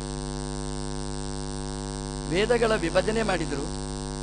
ವೇದಾರ್ಥವನ್ನು ಮಹಾಭಾರತ ಪುರಾಣಗಳ ಮೂಲಕ ಶ್ರೀಮದ್ ಭಾಗವತದ ಮೂಲಕ ನಮ್ಮ ಅಧ್ಯಯನ ಪರಂಪರೆಗೆ ನೀಡಿದವರು ವ್ಯಾಸರು. ವೇದದಲ್ಲಿ ಇರತಕ್ಕಂತಹ ರತ್ನಗಳನ್ನು ಹೆಕ್ಕಿ ಹೆಕ್ಕಿ ಮಹಾಭಾರತದ ಮೂಲಕ ನಮ್ಮ ಮನಸ್ಸಿನಲ್ಲಿ ಸ್ಥಾಪನೆ ಮಾಡಿದವರು ವೇದವ್ಯಾಸದೇವರು. ಹೀಗೆ ವೈದಿಕ ಪ್ರಪಂಚ, ಅದೇ ರೀತಿಯಾಗಿ ಮಹಾಭಾರತ ಭಾಗವತದಂತಹ ಪುರಾಣ ಪ್ರಪಂಚ, ಈ ಎರಡರ ಮೂಲಕ ಇಡೀ ಪ್ರಪಂಚ ವ್ಯಾಸರನ್ನು ಮರೆಯಲಿಕ್ಕಾಗುವುದಿಲ್ಲ. ಅವರ ಅನುಗ್ರಹದಿಂದಲೇ ನಮಗೆ ಜ್ಞಾನ ಬರಬೇಕಾದ್ದು. ಶ್ರೀಮದ್ ಆಚಾರ್ಯರು ವೇದವ್ಯಾಸದೇವರ ಶಿಷ್ಯರು. ಹಾಗಾಗಿ ಅದೇ ದಾರಿಯಲ್ಲಿ ಸಾಗಿ ಬಂದರು. ವೇದಗಳಿಗೆ ವ್ಯಾಖ್ಯಾನ ಬರೆದರು ಶ್ರೀಮದಾಚಾರ್ಯರು. ವೇದದ ಅರ್ಥ ಬ್ರಹ್ಮಸೂತ್ರಗಳ ನಿರ್ಣಯಕ್ಕೋಸ್ಕರ ಅನುವ್ಯಾಖ್ಯಾನದಂತಹ ಶ್ಲೋಕಬದ್ಧವಾದ ಅಪೂರ್ವವಾದ ಕೃತಿಯನ್ನು ಕೊಟ್ಟರು. ಹೇಗೆ ವೇದವ್ಯಾಸದೇವರು ವೇದವನ್ನು ವಿಭಜನೆ ಮಾಡಿದ ವೇದವ್ಯಾಸರು ಅನ್ನುವ ಪ್ರಶಸ್ತಿ ಅವರಿಗೆ, ಅದೇ ರೀತಿಯಾಗಿ ವೇದ ಪ್ರವಚನಾಚಾರ್ಯ ಅನ್ನುವ ಖ್ಯಾತಿ ಶ್ರೀಮದಾಚಾರ್ಯರಿಗೆ ಮಾತ್ರ ಹೊರತು ಪ್ರಪಂಚದಲ್ಲಿ ಮತ್ತೊಬ್ಬರಿಗಿಲ್ಲ. ವ್ಯಾಸರ ಶಿಷ್ಯರಾದವರಿಗೆ, ವ್ಯಾಸರಿಗೆ ವೇದ ಪ್ರವಚನಾಚಾರ್ಯ ಅಂತ ಆ ಪ್ರಶಸ್ತಿ. ಅದೇ ರೀತಿ ಬ್ರಹ್ಮಸೂತ್ರಗಳಿಗೆ ವ್ಯಾಖ್ಯಾನ ಬರೀತಾ ಅದನ್ನು ಶ್ಲೋಕಬದ್ಧವಾಗಿ ವಿವರಣೆ ಕೊಡ್ತಾರೆ. ಹೇಗೆ ಮಹಾಭಾರತ, ಅದೇ ರೀತಿಯಾಗಿ ತಾತ್ಪರ್ಯ ನಿರ್ಣಯ ಶ್ಲೋಕಬದ್ಧವಾಗಿ ಇಡೀ ಕಥೆಯನ್ನು ನಮಗೆ ಕೊಟ್ಟರು. ಆಚಾರ್ಯರಿಗೆ ಕಥೆಯನ್ನು ಹೇಳುವಾಗ, ಪ್ರಮೇಯವನ್ನು ನಿರೂಪಣೆ ಮಾಡುವಾಗ ಶ್ಲೋಕಗಳೇ ಸರಸ್ವತಿಯೇ ಪುಂಖಾನುಪುಂಖವಾಗಿ ಅವರ ನಾಲಗೆಯಲ್ಲಿ ವಿಹಾರ ಮಾಡ್ತಾಳೆ. ಅದನ್ನು ಬಿಟ್ಟರೆ ನಮ್ಮ ಪ್ರಪಂಚದಲ್ಲಿ, ಅಧ್ಯಯನ ಪ್ರಪಂಚದಲ್ಲಿ ವ್ಯಾಸರ ವೇದದ ವ್ಯಾಖ್ಯಾನ, ಅದೇ ರೀತಿಯಾಗಿ ಶ್ಲೋಕಬದ್ಧವಾಗಿ ಯಾವುದೇ ಪ್ರಮೇಯವನ್ನು ಲೀಲಾಜಾಲವಾಗಿ ವಿದ್ವತ್ ಪ್ರಪಂಚಕ್ಕೆ ಕೊಟ್ಟ ಮತ್ತೊಂದು ಕೀರ್ತಿ ಶ್ರೀ ವಾದಿರಾಜ ಗುರು ಸಾರ್ವಭೌಮರದ್ದು. ವೇದಕ್ಕೆ ವ್ಯಾಖ್ಯಾನ ಬರೆಯುವಾಗ ಅವರು ತನ್ಮಯರಾಗಿ ಬಿಡ್ತಾರೆ. ಅವರ ವ್ಯಾಖ್ಯಾನ ಕ್ರಮನೇ ಅದ್ಭುತವಾದದ್ದು. ವೇದದಲ್ಲಿ ಸ್ವರ ಇದ್ರೆ, ಅದಕ್ಕೆ ಕಂಪ ಇದ್ರೆ, ದೀರ್ಘ ಇದ್ರೆ, ಮತಾಯತಿ ದೀರ್ಘ ಇದ್ರೆ ಅದೆಲ್ಲದಕ್ಕೂ ಅರ್ಥ. ಎಲ್ಲ ವೇದ ವ್ಯಾಖ್ಯಾನ ನೀವು ನೋಡಿ, ಶ್ರೀಮದ್ ಆಚಾರ್ಯರ ವ್ಯಾಖ್ಯಾನ ನೋಡಿ. ಶ್ರೀಮದ್ ಆಚಾರ್ಯರ ವ್ಯಾಖ್ಯಾನ ಬರೆಯುವಾಗ ಸ್ವರಕ್ಕೂ ಅರ್ಥ ಇದೆ. ಉದಾತ್ತ, ಅನುದಾತ್ತ, ಸ್ವರಿತ ಇವುಗಳಿಗೆ ಅರ್ಥ ಇದೆ ಅಂತ ಹೇಳಿದ ಆಚಾರ್ಯರು ಒಬ್ಬರೇ ಶ್ರೀ ಮಧ್ವಾಚಾರ್ಯರು ಮಾತ್ರ ಹೇಳಿದ್ದು. ಅದೇ ರೀತಿಯಾಗಿ ಕಂಪಗಳಿಗೆ ಅಪ್ಸ್ವ ಅಂತಸ್ತಮುದ್ರೆ, ಈ ಕಂಪಗಳಿಗೆ ಅರ್ಥ ಇದೆ, ದೀರ್ಘಕ್ಕೂ ಅರ್ಥ ಇದೆ ಅಂತ ವ್ಯಾಖ್ಯಾನ ಮಾಡಿದ ಅಪೂರ್ವವಾದ ವೇದದ ರಹಸ್ಯವನ್ನು ಉಣಿಸಿದ ಕೀರ್ತಿ ಅದು ವಾದಿರಾಜ ಗುರು ಸಾರ್ವಭೌಮರಿಗೇ ಸಲ್ಲುವಂತಹದ್ದು. ಹೀಗೆ ವೈದಿಕ ಪರಂಪರೆಯಲ್ಲಿ ವಾದಿರಾಜರು ಅತ್ಯಂತ ನಿಷ್ಣಾತರು. ಅದಕ್ಕೆ ಯುಕ್ತಿ ಮಲ್ಲಿಕೆ, ಶ್ರೀ ತತ್ವ ಪ್ರಕಾಶಿಕ, ಹರಿಭಕ್ತಿ ಲತಾ ಇದೆಲ್ಲ ಅವರ ಅಪೂರ್ವವಾದ ಕೊಡುಗೆಗಳು. ಅದೇ ರೀತಿ ಹೇಗೆ ವೇದವ್ಯಾಸದೇವರು ವೇದಗಳ ಅರ್ಥವನ್ನು ಮಹಾಭಾರತದಲ್ಲಿ ಶ್ಲೋಕಬದ್ಧವಾಗಿ ಕೊಟ್ಟರು, ಹೇಗೆ ಆಚಾರ್ಯರು ವ್ಯಾಸರ ಭಾವವನ್ನು ಶ್ಲೋಕಬದ್ಧವಾಗಿ ಸೂತ್ರದ ಚಿಂತನೆಯನ್ನು ಕೊಟ್ಟರು, ಅದೇ ರೀತಿಯಾಗಿ ಇಡೀ ಆಚಾರ್ಯರ ಸಿದ್ಧಾಂತವನ್ನು, ವ್ಯಾಸರ ಅಪೂರ್ವವಾದ ಪ್ರಮೇಯವನ್ನು 5,000 ಶ್ಲೋಕಗಳಕ್ಕಿಂತಲೂ ಅಧಿಕವಾಗಿ ಶ್ಲೋಕಬದ್ಧವಾಗಿ ಕೊಟ್ಟ ಕೀರ್ತಿ ಅದು ವಾದಿರಾಜ ಗುರು ಸಾರ್ವಭೌಮರಿಗೇ ಸಲ್ಲುವಂತಹದ್ದು. ಅಂತಹ ಒಂದು ಅಪೂರ್ವವಾದ ಕೃತಿ ಯುಕ್ತಿ ಮಲ್ಲಿಕ ಅನ್ನುವಂತಹ ಕೃತಿ. ವಿಶ್ವೋತ್ತಮ ತೀರ್ಥರು ಹೇಳಿದ ಹಾಗೆ ಒಂದೊಂದು ಶಬ್ದನೂ ಯುಕ್ತಿ. ಅದು ಪ್ರಾರಂಭದ ಶ್ಲೋಕದಿಂದ ಕೊನೆಯ ತನಕ ನೀವು ನೋಡಿದರೂ ಕೂಡ ಯುಕ್ತಿಗಳು ತುಂಬಿಕೊಂಡಿರ್ತದೆ. ಒಬ್ಬ ನಾಸ್ತಿಕ ಆಸ್ತಿಕನಾಗಲಿಕ್ಕೆ ಬೇಕಾದ ಯುಕ್ತಿ, ಒಬ್ಬ ಆಚಾರ್ಯರ ಸಿದ್ಧಾಂತವನ್ನು ಒಪ್ಪದಿದ್ದವ ಆಚಾರ್ಯರ ಸಿದ್ಧಾಂತವನ್ನು ಒಪ್ಪಲಿಕ್ಕೆ, ಭಗವಂತನ ನಿರ್ದೋಷತ್ವವನ್ನು ಒಪ್ಪದಿದ್ದವ ಭಗವಂತ ನಿರ್ದೋಷ ಅಂತ ಒಪ್ಪಲಿಕ್ಕೆ ವಾದಿರಾಜರ ಯುಕ್ತಿ ಮಲ್ಲಿಕೆ ಒಂದು ಅಪೂರ್ವವಾದ ಕನ್ನಡಿ ಇದ್ದ ಹಾಗೆ. ಪ್ರಾರಂಭದ ಶ್ಲೋಕ ಭಗವಂತನ ಅಸ್ತಿತ್ವವನ್ನು ವಾದಿರಾಜರು ನಮಗೆ ಮನಮುಟ್ಟುವ ಹಾಗೆ ವಿಶ್ಲೇಷಣೆ ಮಾಡ್ತಾರೆ. ಎಲ್ಲಿಯೋ ಒಂದು ಕಡೆ ಕೃಷ್ಣ ಗೀತೆಯಲ್ಲಿ ಹೇಳಿದ್ದನ್ನು ತಲೆಯಲ್ಲಿಟ್ಟುಕೊಂಡು ವಾದಿರಾಜರು ಅದನ್ನು ನಮ್ಮ ಅನುಭವಕ್ಕೆ ಉಳಿಸ್ತಾರೆ, ಅನುಭವಕ್ಕೆ ಬರುವ ಹಾಗೆ ಮಾಡ್ತಾರೆ. ಅವ್ರು ಹೇಳ್ತಾರೆ, ತಸ್ಮೈ ಕಸ್ಮೈಚಿತ್ ಅಸ್ಮತ್ ಮನಸಿ ಧೃತಕಥಾ ವಿಸ್ಮೃತವು ಸ್ಮಾರಕಾಯಾನ್. ಒಬ್ಬ ನಾಸ್ತಿಕ ಆಸ್ತಿಕನಾಗಬೇಕಾದ್ರೆ ಇದೊಂದು ಒಳ್ಳೆಯ ಚಿಂತನೆ. ಎಂತಹ ಒಬ್ಬ ನಾಸ್ತಿಕ ಇರಬಹುದು, ಅವನಿಗೂ ಯಾವುದೋ ಒಂದು ಕಾಣದೇ ಇದ್ದ ಶಕ್ತಿ ನನ್ನಲ್ಲಿ ಕೆಲಸ ಮಾಡ್ತದೆ ಅನ್ನುವಂತಹದ್ದು ಅನಿಸ್ತದೆ. ಇವತ್ತು ಮೂಢನಂಬಿಕೆಗಳಿಗೆ ನಿಷೇಧ ಮಾಡುವ ಕಾಲ, ಆದರೆ ಅದರ ಜೊತೆಯಲ್ಲಿ ಒಬ್ಬ ದೊಡ್ಡ ವಿಜ್ಞಾನಿ, ಅವನು ಇಸ್ರೋ ದೊಡ್ಡ ವಿಜ್ಞಾನದ ಕಂಪನಿಯವ, ಆದರೆ ಅವನು ರಾಕೆಟ್ ಆಕಾಶಕ್ಕೆ ಕಳುಹಿಸಬೇಕಾದ್ರೆ ತಿರುಪತಿ ತಿಮ್ಮಪ್ಪನಿಗೆ ಹೋಗಿ ಹರಕೆ ಹೊತ್ತು ಬಂದಿದ್ದಾನಂತೆ. ಎಷ್ಟೇ ನಾಸ್ತಿಕ ಇದ್ರೂ ಕೂಡ ಅವನ ಪರೀಕ್ಷಾ ಕಾಲ ಬಂದಾಗ ಅವನು ಆಸ್ತಿಕನಾಗ್ತಾನೆ. ಇಂಟ್ರಿಗೆ ಹೋಗುವಾಗ ಎಂತಹ ನಾಸ್ತಿಕನು ದೇವರಿಗೆ ಒಂದು 3 ಸುತ್ತಿ ಗರ ತಿರುಗಿ ಹೋಗಿದ್ದಾನೆ. ಪರೀಕ್ಷೆ ಬಂದಾಗ ನಮ್ಮ ಚಿಕ್ಕ ಮಕ್ಕಳು ದೇವಸ್ಥಾನಕ್ಕೆ ಹೋಗ್ಲಿಕ್ಕೆ, ಜಪ ಮಾಡ್ಲಿಕ್ಕೆ ಹಿಂದೆ ಮುಂದೆ ನೋಡುವ ಹುಡುಗರು ಕೂಡ ದೇವಸ್ಥಾನಕ್ಕೆ ಗರ ತಿರುಗಿಕೊಂಡು ಗಡಿಯಾರ ನೋಡಿಕೊಂಡು ಹೋಗ್ತಾರೆ. ಯಾಕೆಂತಂದ್ರೆ ಎಂಥವನಿಗೂ ಕೂಡ ಸ್ವಲ್ಪ ಭಯ ಇದ್ದೇ ಇರುತ್ತೆ. ಪರೀಕ್ಷೆಯ ಭಯ, ಇಂಟರ್ವ್ಯೂನ ಭಯ, ಸಮಾಜವನ್ನು ಎದುರಿಸುವ ಭಯ. ಅಧಿಕಾರಿಗಳಿಗೂ ಅಷ್ಟೇ. ಎಲ್ಲ ಹೇಳಿ ಈ ಮೌಢ್ಯದ ಕಾನೂನು ಮಾಡುವ ನಮ್ಮ ಮಂತ್ರಿಗಳಿಗೇನೆ ಕುರ್ಚಿಯಲ್ಲಿ ಕೂಡುವಾಗ ದೇವರ ಪೂಜೆ ಮಾಡಬೇಕು ಅಂತ ಕಾಣಿಸ್ತದೆ ಅಂತಂದ್ರೆ ಅದೆಲ್ಲ ಸುಮ್ಮನೆ ಬೂಟಾಟಿಕೆಯ ಮಾತುಗಳಷ್ಟೇ. ವಾದಿರಾಜರು ಬಹಳ ಸುಂದರವಾಗಿ ಹೇಳ್ತಾರೆ, ಅಸ್ಮತ್ ಮನಸಿ ಧೃತಕಥಾ ವಿಸ್ಮೃತವು ಸ್ಮಾರಕಾಯ ಅಂತ. ಸಾಮಾನ್ಯವಾಗಿ ಈ ಪ್ರವಚನಕಾರರಿಗೆ ಇರುವ ಒಂದು ರೋಗ ಇದು. ಏನು ಅಂದ್ರೆ, ಏನೋ ಹೇಳಬೇಕು ಅಂತ ಬಂದಿರ್ತಾರೆ, ನಾವು ಏನೋ ಹೇಳಿ ಹೋಗಿರ್ತೇವೆ, ಹೋಗಿ ಕೂತ ಮೇಲೆ ಮೈಕೆ ತೆಗೆದ ಮೇಲೆ ನೆನಪಾಗ್ಲಿಕ್ಕೆ ಪ್ರಾರಂಭ ಆಗುತ್ತೆ. ಅಯ್ಯೋ ಅದು ಹೇಳಬೇಕಿತ್ತು, ಇದು ಹೇಳಬೇಕಿತ್ತು, ಹೇಳಲಿಕ್ಕಾಗುವುದಿಲ್ಲ. ನಾವು ಒದ್ದಾಡ್ತಾ ಇರ್ತೇವೆ. ವಾದಿರಾಜರು ಹೇಳಿದ್ರು, ಅಪ್ಪ ಅಹಂಕಾರ ನೀನು ಪಡಬೇಡ, ನಾನು ಹೇಳುವುದು ಅಂತ ಅಹಂಕಾರ ಪಡಬೇಡ, ನೀನು ಹೇಳುವುದಲ್ಲ, ನಿನ್ನ ನಾಲಿಗೆಯಲ್ಲಿ ಕೂತು ಅದನ್ನು ಹೇಳಿಸುವವ ನಾನು ಅಂತ ಭಗವಂತ ನಮಗೆ ಎಚ್ಚರಿಕೆ ಕೊಡ್ತಾ ಇದ್ದಾನೆ ಅಂತ. ಅಂದ್ರೆ ಮರೆತು ಹೋಗ್ಬೇಕು ಯಾಕೆ? ಎಲ್ಲ ನಾವೇ ಚಿಂತನೆ ಮಾಡುವವರಾದ್ರೆ ಅಷ್ಟೆಲ್ಲ ಪುಟ್ನೋಟ್ಸ್ ಮಾಡಿಕೊಂಡು ಬಂದ್ರು ಇಲ್ಲಿ ಮರೆತು ಬಿಡ್ತೇವೆ ಅಂತಂದ್ರೆ ಹೇಳುವವರು ನಾವಲ್ಲ, ಚಿಂತನೆ ಮಾಡುವವರು ನಾವು ಅಲ್ಲ. ನಮ್ಮ ಮನಸ್ಸಲ್ಲಿ ಕೂತು ಮನನೆ ಮಾಡುವವ, ನಾಲಗೆಯಲ್ಲಿ ಕೂತು ಹೇಳಿಸುವ ಒಂದು ಶಕ್ತಿ, ಅತೀಂದ್ರಿಯವಾದ ಶಕ್ತಿ ಅದು ಬೇರೆನೇ ಇದೆ ಅಂತ ಆ ಯುಕ್ತಿಯ ಮೂಲಕ ವಾದಿರಾಜರು ಭಗವಂತನ ಅಸ್ತಿತ್ವವನ್ನು ನಮಗೆ ತೋರಿಸಿಕೊಟ್ಟಿದ್ದಾರೆ. ಅಸ್ಮತ್ ಮನಸ್ಸಿ ಧೃತಕಥಾ ವಿಸ್ಮೃತವು. ಯಾರೋ ಒಬ್ರು ಹೇಳಿದ್ರು, ವಾದಿರಾಜರು ಯುಕ್ತಿ ಮಲ್ಲಿಗೆ ಬರೀಬೇಕು ಅಂತ ಪೆನ್ನು ತಗೊಂಡ್ರಂತೆ, ಲೇಖನಿ ತಗೊಂಡು ಬರೀಲಿಕ್ಕೆ ಅಂತ ಹೊರಟ್ರಂತೆ. 3 ಪಾದ ರಚನೆ ಮಾಡಿದ್ರಂತೆ, 4ನೇ ಪಾದ ನೆನಪಿಗೆ ಬರಲಿಲ್ಲ ಅಂತೆ. ವಾದಿರಾಜರು ಈ ಶ್ಲೋಕ ಬರೆದ್ರು. ಹಾಗೆ ಹೇಳುವವರಿಗೆ ಬುದ್ಧಿ ಇಲ್ಲ ಅಷ್ಟೇ ಹೊರತು ವಾದಿರಾಜರು ಅವರಿಗೆ ತೋರಲಿಲ್ಲ ಅಂತ ಹೇಳಿದ್ದಲ್ಲ, ನಿಮ್ಮಂತವರಿಗೆ ಗೊತ್ತಾಗುವುದಿಲ್ಲ ಅಂತ ವಾದಿರಾಜರು ಹೇಳಿದ್ದೇ ಹೊರತು ನನಗಲ್ಲ. ಈ ದೊಡ್ಡವರ ಗುಣ ಅಂದ್ರೆ ಹಾಗೆ. ಒಂದ್ಸಲ ಉಪನ್ಯಾಸ ಮಾಡುವಾಗ ನಾನು ಹೇಳಿದ್ದೆ, ನೋಡಿ ನಾವೆಲ್ಲ ಉಪವಾಸ ಮಾಡಬೇಕು, ಏಕಾದಶಿ ಉಪವಾಸ ನಾವು ಮಾಡಲೇಬೇಕಾದ್ದು, ನಾವು ಮಾಡ್ತಾ ಇಲ್ಲ, ಮಾಡಬೇಕು, ನಾವು ಪ್ರತಿಜ್ಞೆ ಮಾಡಬೇಕು ಅಂತ. ಉಪನ್ಯಾಸ ಮುಗಿದ ಮೇಲೆ ಸ್ಟೇಜಿಗೆ ಬಂದು ಕೇಳಿದ, ಸ್ವಾಮಿ ನೀವು ಏಕಾದಶಿ ಉಪವಾಸ ಮಾಡುವುದಿಲ್ವಾ ಅಂತ. ಯಾಕೆ ಮಾರಾಯ ಅಂತ. ನೀವು ಹೇಳಿದ್ರಿ ನಾವು ಇವತ್ತಿನಿಂದ ಏಕಾದಶಿ ಉಪವಾಸ ಮಾಡಬೇಕು ಅಂತ ನೀವು ಹೇಳಿದ್ರಿ. ನನಗೆ ಅನಿಸ್ತು, ಅಯ್ಯೋ ನನ್ನನ್ನು ಕೇಳಿದ್ದಲ್ಲ, ನೀವು ಉಪವಾಸ ಮಾಡಿ ಅಂದ್ರೆ ಸಂಕೋಚ ಆಗುತ್ತೆ, ಅದಕ್ಕೆ ನಾವು ಉಪವಾಸ ಮಾಡೋಣ ಅಂತ ಹೇಳಿದ್ರೆ ಅವ ಮಹಾತ್ಮ ನೀವೇ ಉಪವಾಸ ಮಾಡುವುದಿಲ್ಲ ಅಂತ ಹೇಳ್ತಾನಂತೆ. ಅಂದ್ರೆ ನಮ್ಮ ಅಭಿಪ್ರಾಯ ನಾನು ಉಪವಾಸ ಮಾಡುವುದಿಲ್ಲ ಅಂತ ಅಲ್ಲ, ನೀವು ಉಪವಾಸ ಮಾಡುವುದಿಲ್ಲ ಅಂತ ಅದರ ಅರ್ಥ. ನೀವು ಮಾಡುವುದಿಲ್ಲ ಅಂತ ಹೇಳಲಿಕ್ಕೆ ಸಂಕೋಚ ಆಗುತ್ತೆ, ಅದಕ್ಕೆ ನಿಮ್ಮೊಟ್ಟಿಗೆ ನಮ್ಮನ್ನು ಸೇರಿಸಿ ನಾವು ಅಂತ ಹೇಳ್ತೇವೇನೆ ಹೊರತು ನಾವು ಮಾಡುವುದಿಲ್ಲ ಅಂತ ಅದಕ್ಕೆ ಅರ್ಥ ಅಲ್ವೇ ಅಲ್ಲ. ಹಾಗಾಗಿ ವಾದಿರಾಜರಿಗೂ ಮರೆತು ಹೋದಾಗ ನೆನಪಿಗೋಸ್ಕರ ಈ ಶ್ಲೋಕ ಬರೆದದ್ದಲ್ಲ, ನಿಮಗೆ ಮರೆತು ಹೋಗುತ್ತೆ. ನಿಮಗೆ ಮರೆತು ಹೋಗುವಾಗ ನೆನಪಿಸ್ಲಿಕ್ಕೆ ದೇವರು ಬೇಕು, ನೀವು ಮಾತ್ರ ಅಲ್ಲ. ಅದಕ್ಕೆ ನಿಮ್ಮೊಟ್ಟಿಗೆ ನಮ್ಮನ್ನೂ ಸೇರಿಸಿಕೊಂಡು ವಾದಿರಾಜರು ಅಸ್ಮತ್ ಮನಸ್ಸಿನ ಕಥಾ ವಿಸ್ಮೃತೋ ಸ್ಮಾರಕಾಯ ಅಂತ ಈ ಒಳ್ಳೆಯ ಯುಕ್ತಿಯನ್ನು ಹೇಳಿದ್ದಾರೆ. ಹಾಗಾಗಿ ಈ ಯುಕ್ತಿ ನಮಗೆ ಪ್ರತಿನಿತ್ಯ ನಮ್ಮ ತಲೆಯಲ್ಲಿ ಇರಬೇಕು. ಇದು ಬರೀ ಪ್ರವಚನಕ್ಕೆ ಮಾತ್ರ ಅಲ್ಲ, ಎಲ್ಲ ಕಾಲದಲ್ಲಿಯೂ ಕೂಡ ನಮಗೆ ವಿಸ್ಮರಣೆ ಬಂದಾಗ ಸ್ಮರಣೆ ಮಾಡಲಿಕ್ಕೆ ಇರತಕ್ಕಂತಹದ್ದು ವಾದಿರಾಜರ ಚಿಂತನೆಗಳು.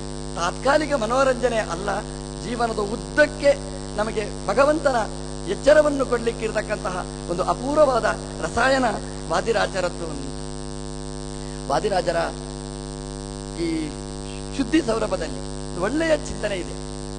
ಈ ದೇವರು ಅಂತ ಹೇಳಿದ ತಕ್ಷಣ ನಾವು ಹೇಳೋದು ದೇವರು ದುಷ್ಟ ಅಂತ, ದೇವರಲ್ಲಿ ದೋಷ ಇದೆ. ರಾಮ ಅಳ್ತಾ ಇರ್ತಾನೆ, ಕೃಷ್ಣ ಅವನು ಗೋಪಿ ಜನಜಾರ, ಅವನಿಗೆ 1000 ಮಂದಿ ಹೆಣ್ಮಕ್ಕಳು, 16,108 ಜನ ಹೆಣ್ಮಕ್ಕಳು, ಹೀಗೆಲ್ಲ ನಾವು ಹೇಳ್ತೇವೆ. ದೇವರು ಅಂತ ಹೇಳಿದ ತಕ್ಷಣ ನಮಗೆ ದೇವರಲ್ಲಿ ದೋಷಗಳು ನೆನಪಾಗಿ ಬಿಡ್ತದೆ. ವಾದಿರಾಜರು ಹೇಳ್ತಾರೆ, ಯೋಸೌ ಲಗೀಯಸೋ ದೋಷ ನಾಸೌ ದೋಷ ಗರೀಯಸಃ. ಚಿಕ್ಕವರಿಗೆ ಯಾವುದು ದೋಷ ಅದು ದೊಡ್ಡವರಿಗೆ ಆಗುವುದಿಲ್ಲ. ಒಬ್ಬೊಬ್ಬರಿಗೆ ಒಂದೊಂದು ದೋಷ, ಎಲ್ರಿಗೂ ಎಲ್ಲವೂ ದೋಷ ಆಗುವುದಿಲ್ಲ. ಹಾಗಾಗಿ ನಮ್ಗೆ ಯಾವುದು ದೋಷ ಅದನ್ನು ದೇವರಿಗೆ ದೋಷ ಅಂತ ನೀವು ಪರಿಗಣನೆ ಮಾಡಬೇಡಿ. ವಾದಿರಾಜರದು ಒಳ್ಳೆಯ ದೃಷ್ಟಾಂತವನ್ನು ಕೊಡ್ತಾರೆ. ಸಾಮಾನ್ಯವಾಗಿ ನೀರಿಗೆ ಕಾಲು ಮುಟ್ಟಿದ್ರೆ ಅದನ್ನು ತೆಗೆದು ನಾವು ಬೀಸಾಡ್ತೇವೆ, ಅದನ್ನು ನಾವು ಕುಡಿಯುವುದಿಲ್ಲ, ಅದನ್ನು ತೆಗೆದು ಬೀಸಾಡ್ತೇವೆ. ಯಾಕೆಂದ್ರೆ ಅದು ಕಶ್ಮಲವಾಯಿತು, ನನ್ನ ಪಾದದಿಂದ ಪೃಷ್ಠವಾದ ಜಲ, ಅದನ್ನು ಯಾರೂ ಕುಡಿಯುವುದಿಲ್ಲ, ತೆಗೆದು ಬೀಸಾಡ್ತಾರೆ. ವಾದಿರಾಜರು ಹೇಳಿದ್ರು, ನೀವು ನೋಡಿ, ನೀವು ಮಧ್ವ ಸರೋವರಕ್ಕೆ ಬರ್ತೀರಿ, ಅಲ್ಲಿ ಕಾಲು ತೊಳ್ಕೊಳ್ತೀರಿ, ಅಲ್ಲಿ ಆಚಮನೆ ಮಾಡ್ತೀರಿ, ನೀರು ನೀವು ಕುಡಿತೀರಿ, ದೇವರಿಗೆ ಅಭಿಷೇಕ ಮಾಡ್ತೀರಿ, ಆ ತೀರ್ಥ ನೀವು ತಗೊಳ್ತೀರಿ, ಆ ಮಧ್ವ ಸರೋವರದ ಜಲ ಅದನ್ನು ಕಲಶ ಮಾಡ್ತೇವೆ, ಕೃಷ್ಣನಿಗೆ ಅಭಿಷೇಕ ಮಾಡ್ತೇವೆ, ಅದನ್ನು ನಾವು ಸ್ವೀಕಾರ ಮಾಡ್ತೇವೆ. ಒಂದ್ಸಲ ನೀವು ಆಲೋಚನೆ ಮಾಡಿ, ಕಾಲು ಮುಟ್ಟಿದ್ರೆ ನೀರು ತೆಗೆದು ನಾವು ಬಿಸಾಡಬೇಕು, ಆದ್ರೆ ಅದೇ ಕಾಲು ಸರೋವರದಲ್ಲಿ ಮುಟ್ಟಿದರೆ ಅದು ದೋಷ್ಟ ಆಗುವುದಿಲ್ಲ, ಅದನ್ನು ನಾವು ಕುಡಿತೇವೆ, ದೇವರಿಗೆ ಅಭಿಷೇಕ ಮಾಡ್ತೇವೆ, ದೇವರ ಪೂಜೆಯಲ್ಲಿ ನಾವು ವಿನಿಯೋಗ ಮಾಡ್ತೇವೆ. ಅಂದ್ರೆ ಚಿಕ್ಕ ನೀರು ಕಾಲಿಗೆ ಮುಟ್ಟಿದ್ರೆ ಅದು ದುಷ್ಟ ಆಗುತ್ತೆ, ಅದೇ ಕಾಲು ದೊಡ್ಡ ನೀರನ್ನು ಮುಟ್ಟಿದ್ರೆ ನೀರು ದುಷ್ಟ ಆಗುವುದಲ್ಲ, ಅದನ್ನು ಮುಟ್ಟಿದ ಕಾಲೇ ದೇಹನೇ ಅದು ಪರಿಶುದ್ಧ ಆಗುತ್ತೆ. ಆದ್ರಿಂದ ಲಘೀಯಾಂಸರಿಗೆ ಯಾವುದು ದೋಷ, ದೊಡ್ಡವರಿಗೆ ಅದು ದೋಷ ಆಗುವುದಿಲ್ಲ. ನಾವು ಏನು ದೋಷ ಅಂತ ಹೇಳ್ತೇವೆ, ನಮ್ಮಂತಹ ಸಣ್ಣ ಪುಟ್ಟ ವ್ಯಕ್ತಿಗಳಿಗೆ ಅದು ದೋಷ ಹೊರತು ಭಗವಂತನಿಗೆ ಅದು ದೋಷ ಆಗುವುದಿಲ್ಲ. ಹಾಗಾಗಿ ನಾವು ಜಾರ ಚೋರ ಅಂತ ನಾವು ಏನು ಹೇಳ್ತೇವೆ ಅದು ಲೌಕಿಕ ದೃಷ್ಟಿಯಲ್ಲಿ ಹೊರತು ಭಗವಂತನಿಗೆ ಇದು ದೋಷ ಆಗುವುದಿಲ್ಲ ಅಂತ. ಯಾಕೆಂದ್ರೆ ಭಗವಂತ ಅವನಿಗೆ ಯಾರ ಹಂಗೂ ಇಲ್ಲ, ಲಕ್ಷ್ಮೀದೇವಿಯೇ ಅವನಿಗೆ ಬೇಕಾಗಿಲ್ಲ, ಲಕ್ಷ್ಮೀದೇವಿಗೋಸ್ಕರ ಭಗವಂತ ಇರುವವ, ಅವನು ಸ್ವರಮಣ. ಭಗವಂತ ಗೋಪಿಗೆಯರನ್ನಾಗಲಿ ಅಥವಾ ರಾಜಕುವರಿಯರನ್ನಾಗಲಿ ಭಗವಂತ ಮುಟ್ಟಬೇಕಾದ್ರೆ ಅದಕ್ಕಿಂತ ಮುಂಚೆ ಲಕ್ಷ್ಮೀದೇವಿ ಬಂದು ಕೂತಿರ್ತಾಳಂತ. ಆದ್ರಿಂದ ಭಗವಂತ ಯಾರನ್ನು ಮುಟ್ತಾನೆ ಅವಳು ಲಕ್ಷ್ಮೀದೇವಿ ಅಂತಲೇ ಅರ್ಥ ಹೊರತು ಯಾರ್ಯಾರೋ ಸ್ತ್ರೀಯರನ್ನು ಭಗವಂತ ಮುಟ್ಟುವುದಿಲ್ಲ. ಹಾಗಾಗಿ ಭಗವಂತನಿಗೆ ದೋಷ ಆಗುವುದಿಲ್ಲ ಅನ್ನೋದನ್ನು ತುಂಬಾ ಸುಂದರವಾಗಿ ಸಮರ್ಥನೆ ಮಾಡಿದ್ದಾರೆ. ಒಂದು ಕತೆ ಪತ್ರಿಕೆಯಲ್ಲಿ ಬಂದದ್ದು ನನಗೆ ನೆನಪಾಗ್ತಾ ಇದೆ. ಒಂದು ಅಮೆರಿಕದಲ್ಲಿ ಒಬ್ಬರು ದೇವಸ್ಥಾನ ಕಟ್ಟಬೇಕು ಅಂತ ಹೋದ್ರಂತೆ, ಕೃಷ್ಣ ದೇವಸ್ಥಾನ ಕಟ್ಟಬೇಕು ಅಂತ. ಅದಕ್ಕೆ ಕೋರ್ಟಲ್ಲಿ ದಾವೆ ಹೂಡಿದ್ರಂತೆ, ಕೃಷ್ಣ ದೇವಸ್ಥಾನ ಕಟ್ಟಲಿಕ್ಕೆ ಕೊಡಬಾರದು, ಅವಕಾಶ ಕೊಡಬಾರದು ಅಂತ. ಎಲ್ಲ ನನ್ಸ್ಗಳು ಹೋಗಿ ಕೋರ್ಟಲ್ಲಿ ಕೇಸ್ ಹಾಕಿದ್ರಂತೆ, ಕೃಷ್ಣ ದೇವಸ್ಥಾನ ಕಟ್ಟಲಿಕ್ಕೆ ಅವಕಾಶ ಕೊಡಬಾರದು ಅಂತ. ನ್ಯಾಯಾಧೀಶರು ಕೇಳಿದ್ರಂತೆ, ಯಾಕೆ ಕೃಷ್ಣ ದೇವಸ್ಥಾನ ಕಟ್ಟಲಿಕ್ಕೆ ಕೊಡಬಾರದು, ಬಿಡಬಾರದು ಅಂತ. ಅದಕ್ಕೆ ಆ ನನ್ಸ್ಗಳು ಹೇಳಿದ್ರಂತೆ, ಕೃಷ್ಣ ಹೆಣ್ಮರುಳ, ಅವನಿಗೊಂದು ದೇವಸ್ಥಾನ ಕಟ್ಟಿದ್ರೆ ಇಡೀ ಅಮೆರಿಕನೇ ಹೆಣ್ಮರುಳರಾಗಿ ಬಿಡ್ತಾರೆ. ಹಾಗಾಗಿ ಅಮೆರಿಕದಲ್ಲಿ ಕೃಷ್ಣ ದೇವಸ್ಥಾನ ಕಟ್ಟಲಿಕ್ಕೆ ಅವಕಾಶ ಕೊಡಬಾರದು ಅಂತ ನ್ಯಾಯಾಧೀಶರು ಕೃಷ್ಣನ ದೇವಸ್ಥಾನ ಕಟ್ಟುವವರ ಹತ್ರ ಕೇಳಿದ್ರಂತೆ, ನೋಡಿ ಹೆಣ್ಮರುಳ ಕೃಷ್ಣನಿಗೆ ದೇವಸ್ಥಾನ ಕಟ್ಟಿದ್ರೆ ಎಲ್ಲ ಹೆಣ್ಮರುಳರೇ ತುಂಬಿ ಬಿಡ್ತಾರೆ, ನಿಮ್ದೇನು ಅನಿಸಿಕೆ ಅಂತ. ಕೃಷ್ಣನ ದೇವಸ್ಥಾನ ಕಟ್ಟುವ ವಕೀಲರು ಈ ನನ್ಸ್ಗಳಿಗೆ ಕೇಳಿದ್ರಂತೆ, ನನ್ಸ್ಗಳೇ ನೀವು ಯಾರು ಅಂತ ಕೇಳಿದ್ರಂತೆ. ಅವ್ರು ಹೇಳಿದ್ರಂತೆ, ನಾವು ಸಮಾಜ ಸೇವಕಿಯರು, ನಿಮ್ದು ಏನು ಜೀವನದ ಉದ್ದೇಶ, ನಾವೇನು ಮದುವೆ ಆಗುವುದಿಲ್ಲ, ಮತ್ತೆ ನಾವು ಹೀಗೆ ಕನ್ಯೆಯರಾಗಿಯೇ ಇರ್ತೇವೆ, ನೀವೇನ್ ಮಾಡ್ತೀರಿ? ನಾವು ಜೇಸುನ ಜೊತೆಗೆ ನಾವು ಇಡೀ ಸಮಾಜ ಸೇವೆ ಮಾಡಬಹುದು, ನಮ್ಮ ಜೀವನವನ್ನೇ ಜೇಸುವಿಗೋಸ್ಕರ ಸಮರ್ಪಣೆ ಮಾಡಿದ್ದೇವೆ. ವಕೀಲರು ಕೇಳಿದ್ರಂತೆ, ಕೃಷ್ಣನ ಕಡೆಯ ವಕೀಲರು, ನಿಮ್ಮಂತಹ ನನ್ಸ್ಗಳು ಎಷ್ಟು ಜನ ಇದ್ದಾರೆ? ಅವರು ಖುಷಿಯಲ್ಲಿ ಹೇಳಿದ್ರಂತೆ ನನ್ಸ್ಗಳು, ನಾವೊಂದು 1,00,000 ಮಂದಿ ನಾವು ಇದ್ದೇವೆ ಎಂದು. ಕೃಷ್ಣನ ಕಡೆಯ ವಕೀಲರು ಹೇಳಿದ್ರಂತೆ, ನಮ್ಮ ಕೃಷ್ಣನಿಗೆ ಕೇವಲ 16,108 ಹೆಣ್ಮಕ್ಕಳು ಮಾತ್ರ, ಜೇಸುವಿಗೆ 1,00,000ಕ್ಕಿಂತಲೂ ಹೆಚ್ಚು ನನ್ಸ್ಗಳು ಇದ್ದಾರೆ. ಕೃಷ್ಣ ದೇವಸ್ಥಾನ ಕಟ್ಟಲಿಕ್ಕೆ ಅವಕಾಶ ಕೊಡಿ, ಚರ್ಚ್ ಕಟ್ಟಲಿಕ್ಕೆ ಅವಕಾಶ ಕೊಡಬೇಡಿ ಅಂತ. ನಮ್ಮ ಭಾವನೆಯಲ್ಲಿ ಇರುವುದು ಎಲ್ಲಿ ಹೆಣ್ಮರುಳುತನ ಅಥವಾ ಭಕ್ತಿ? ಆ ನನ್ಸುಗಳು ಹೇಳಿದ್ದು ನಾವು ಭಕ್ತೆಯರು. 16,108 ಜನ ಅದು ಗಂಡಸರು, ಅಗ್ನಿಯ ಮಕ್ಕಳು, ಕೃಷ್ಣನ ಹೆಂಡತಿಯಾಗಬೇಕು ಅಂತ ಭಕ್ತಿಯಿಂದ ಹೆಣ್ಮಕ್ಕಳಾಗಿ ಬಂದವರೇ ಹೊರತು ಕೃಷ್ಣ ಜಾರತನವನ್ನು ಮಾಡ್ಲಿಕ್ಕೋಸ್ಕರ ಬಂದವರಲ್ಲ. ವಾದಿರಾಜರು ಬಹಳ ಸುಂದರವಾಗಿ ಹೇಳೋದು ಈ ಮಾತನ್ನು, ಯೋಸೌ ಲಘೀಯ ಸಹ ದೋಷಃ ನಾಸೌ ದೋಷಃ ಗರೀಯ ಸಹ. ಚಿಕ್ಕವರಿಗೆ ಇರುವ ದೋಷ ಅದು ದೊಡ್ಡವರಿಗೆ ಅಂಟುವುದಿಲ್ಲ. ದೊಡ್ಡವರು ಯಾವತ್ತೂ ದೊಡ್ಡವರು, ದೊಡ್ಡವರನ್ನು ನೀವು ಅನುಕರಣೆ ಮಾಡ್ಲಿಕ್ಕೆ ಹೋಗಬೇಡಿ. ದೊಡ್ಡವರು ಏನು ಹೇಳುತ್ತಾರೆ ಅದನ್ನು ಕೇಳಿ, ಕೃಷ್ಣ ಮಾಡಿದ ಹಾಗೆ ಮಾಡ್ಲಿಕ್ಕೆ ಹೋಗಬೇಡಿ. ಕೃಷ್ಣ ಹೇಳಿದ ಭಗವದ್ಗೀತೆಯನ್ನು ಜೀವನದಲ್ಲಿ ಅಳವಡಿಸಿಕೊಳ್ಳಲಿಕ್ಕೆ ಹೋಗಿ ಹೊರತು, ಯಾಕೆ ದೊಡ್ಡವರು ಅವರನ್ನು ಅನುಕರಣೆ ಮಾಡಬೇಡಿ, ಅವರಿಗೆ ದೋಷ ಆಗುವುದಿಲ್ಲ, ಚಿಕ್ಕವರಿಗೆ ಮಾತ್ರ ದೋಷ ಅಂತ ಶುದ್ಧಿ ಸಂಭ್ರಮದಲ್ಲಿ ವಾದಿರಾಜರು ಬಹಳ ಸುಂದರವಾಗಿ ಭಗವಂತನ ನಿರ್ದೋಷತ್ವವನ್ನು ಸಮರ್ಥನೆ ಮಾಡ್ತಾರೆ. ಹೀಗೆ 5 ಸೌರಭದಲ್ಲಿ ಪ್ರಾಣ ಅಪಾನ ವ್ಯಾನೋದಾನ ಸಮಾನ ಅಂತ ಹೇಳುವ ರೀತಿಯಲ್ಲಿ 5 ಪರಿಮಳ ಭರಿತವಾದ ಪುಷ್ಪಗಳನ್ನು ಕೊಟ್ಟು, ಯುಕ್ತಿ ಮಲ್ಲಿಕೆಯನ್ನು ಕೊಟ್ಟು ನಮಗೆ ಮಾಡಿದ ಉಪಕಾರ ಅದು ಎಂದೆಂದೂ ಮರೆಯಲಿಕ್ಕೆ ಆಗದೇ ಇರತಕ್ಕಂತಹದ್ದು. ನಮ್ಮ ವಿಶ್ವವಲ್ಲಭ ತೀರ್ಥರು ಆ ಯುಕ್ತಿ ಮಲ್ಲಿಕೆ ಅದನ್ನು ಭಾವವಿಲಾಸಿನಿ ಸಹಿತವಾಗಿ ಅದನ್ನು ಮುದ್ರಣೆ ಮಾಡಿಸಿ ಅದನ್ನು ಇವತ್ತು ಬಿಡುಗಡೆಗೊಳಿಸಿದ್ದಾರೆ. ಬಹಳ ಅಪೂರ್ವವಾದ ಕಾರ್ಯಕ್ರಮ.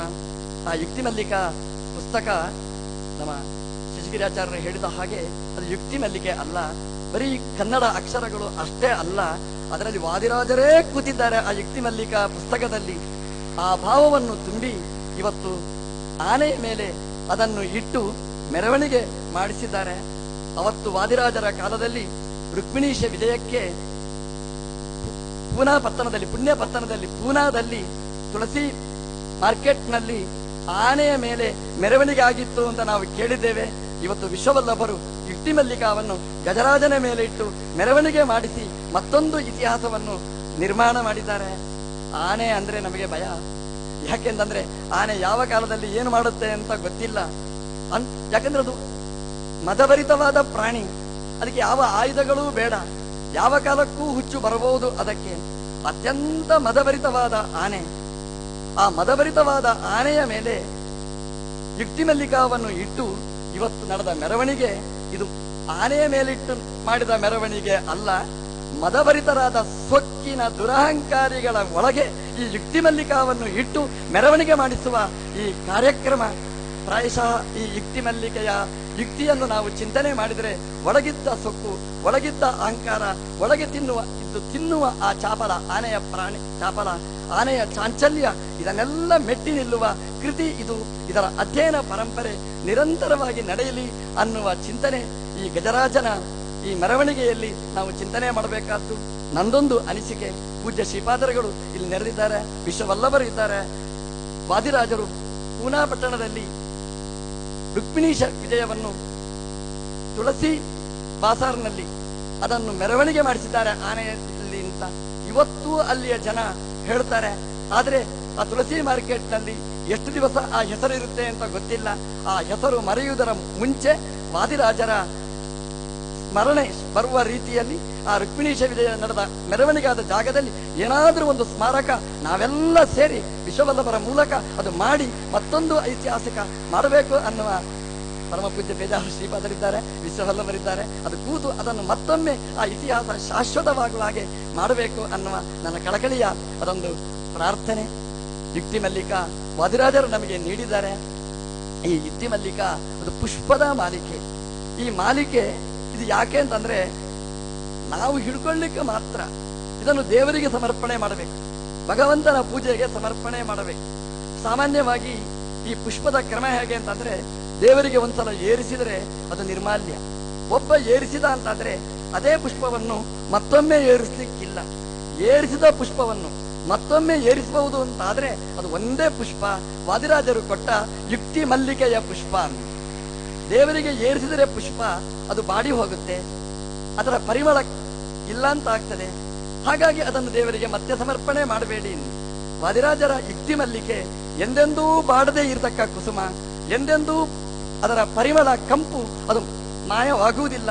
ಹಾಗಾಗಿ ನಿರಂತರ ಪರಿಮಳ ಭರಿತವಾದ, ನಿರಂತರ ಅರಳುವ ಆ ಯುಕ್ತಿ ಮಲ್ಲಿಕೆಯಿಂದ ಭಗವಂತನ ಪೂಜೆ ನಾವು ನಿರಂತರ ನಾವು ಮಾಡಬೇಕಾದ್ದು.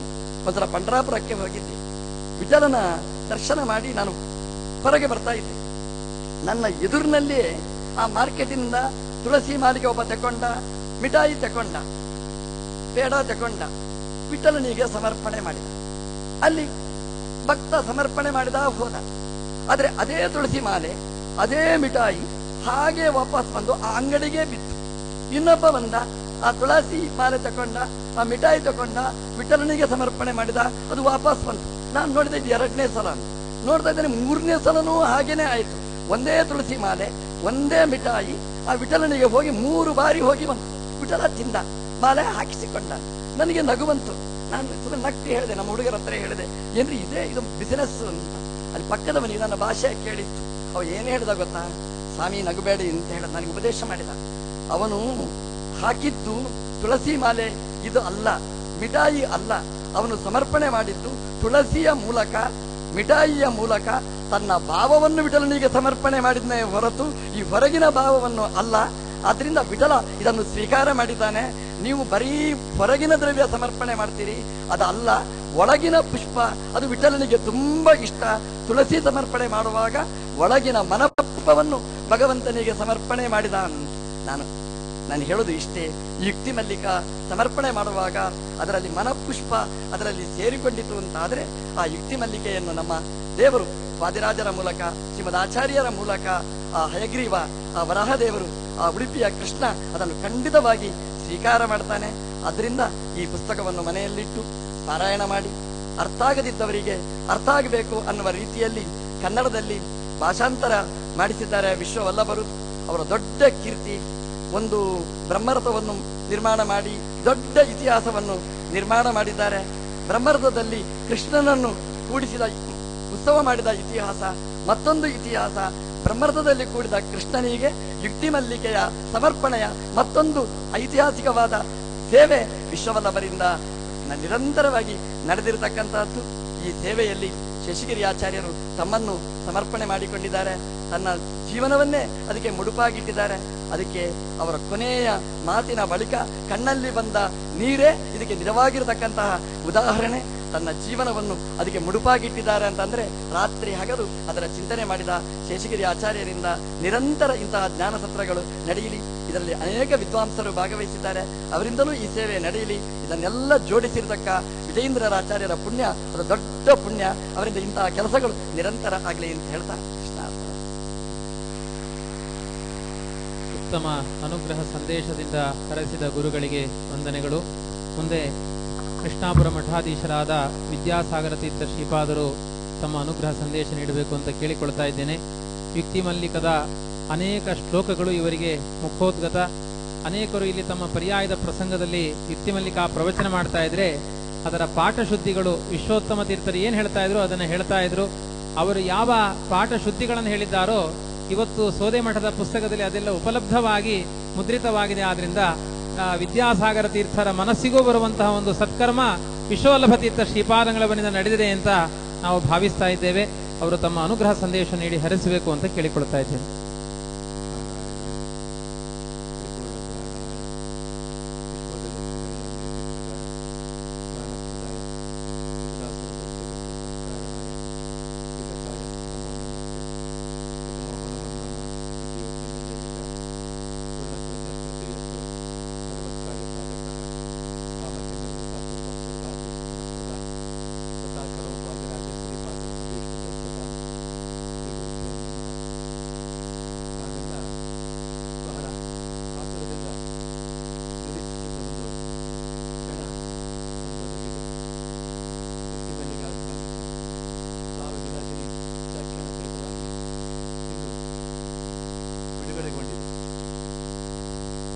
ಜೊತೆಗೆ ಎಲ್ಲ ವಿದ್ವಾಂಸರ ಒಂದು ಹೃದಯದಲ್ಲಿ ಈ ಒಂದು ಯುಕ್ತಿಗಳ ಸ್ಥಾನವನ್ನು ಪಡೆದಿದೆ.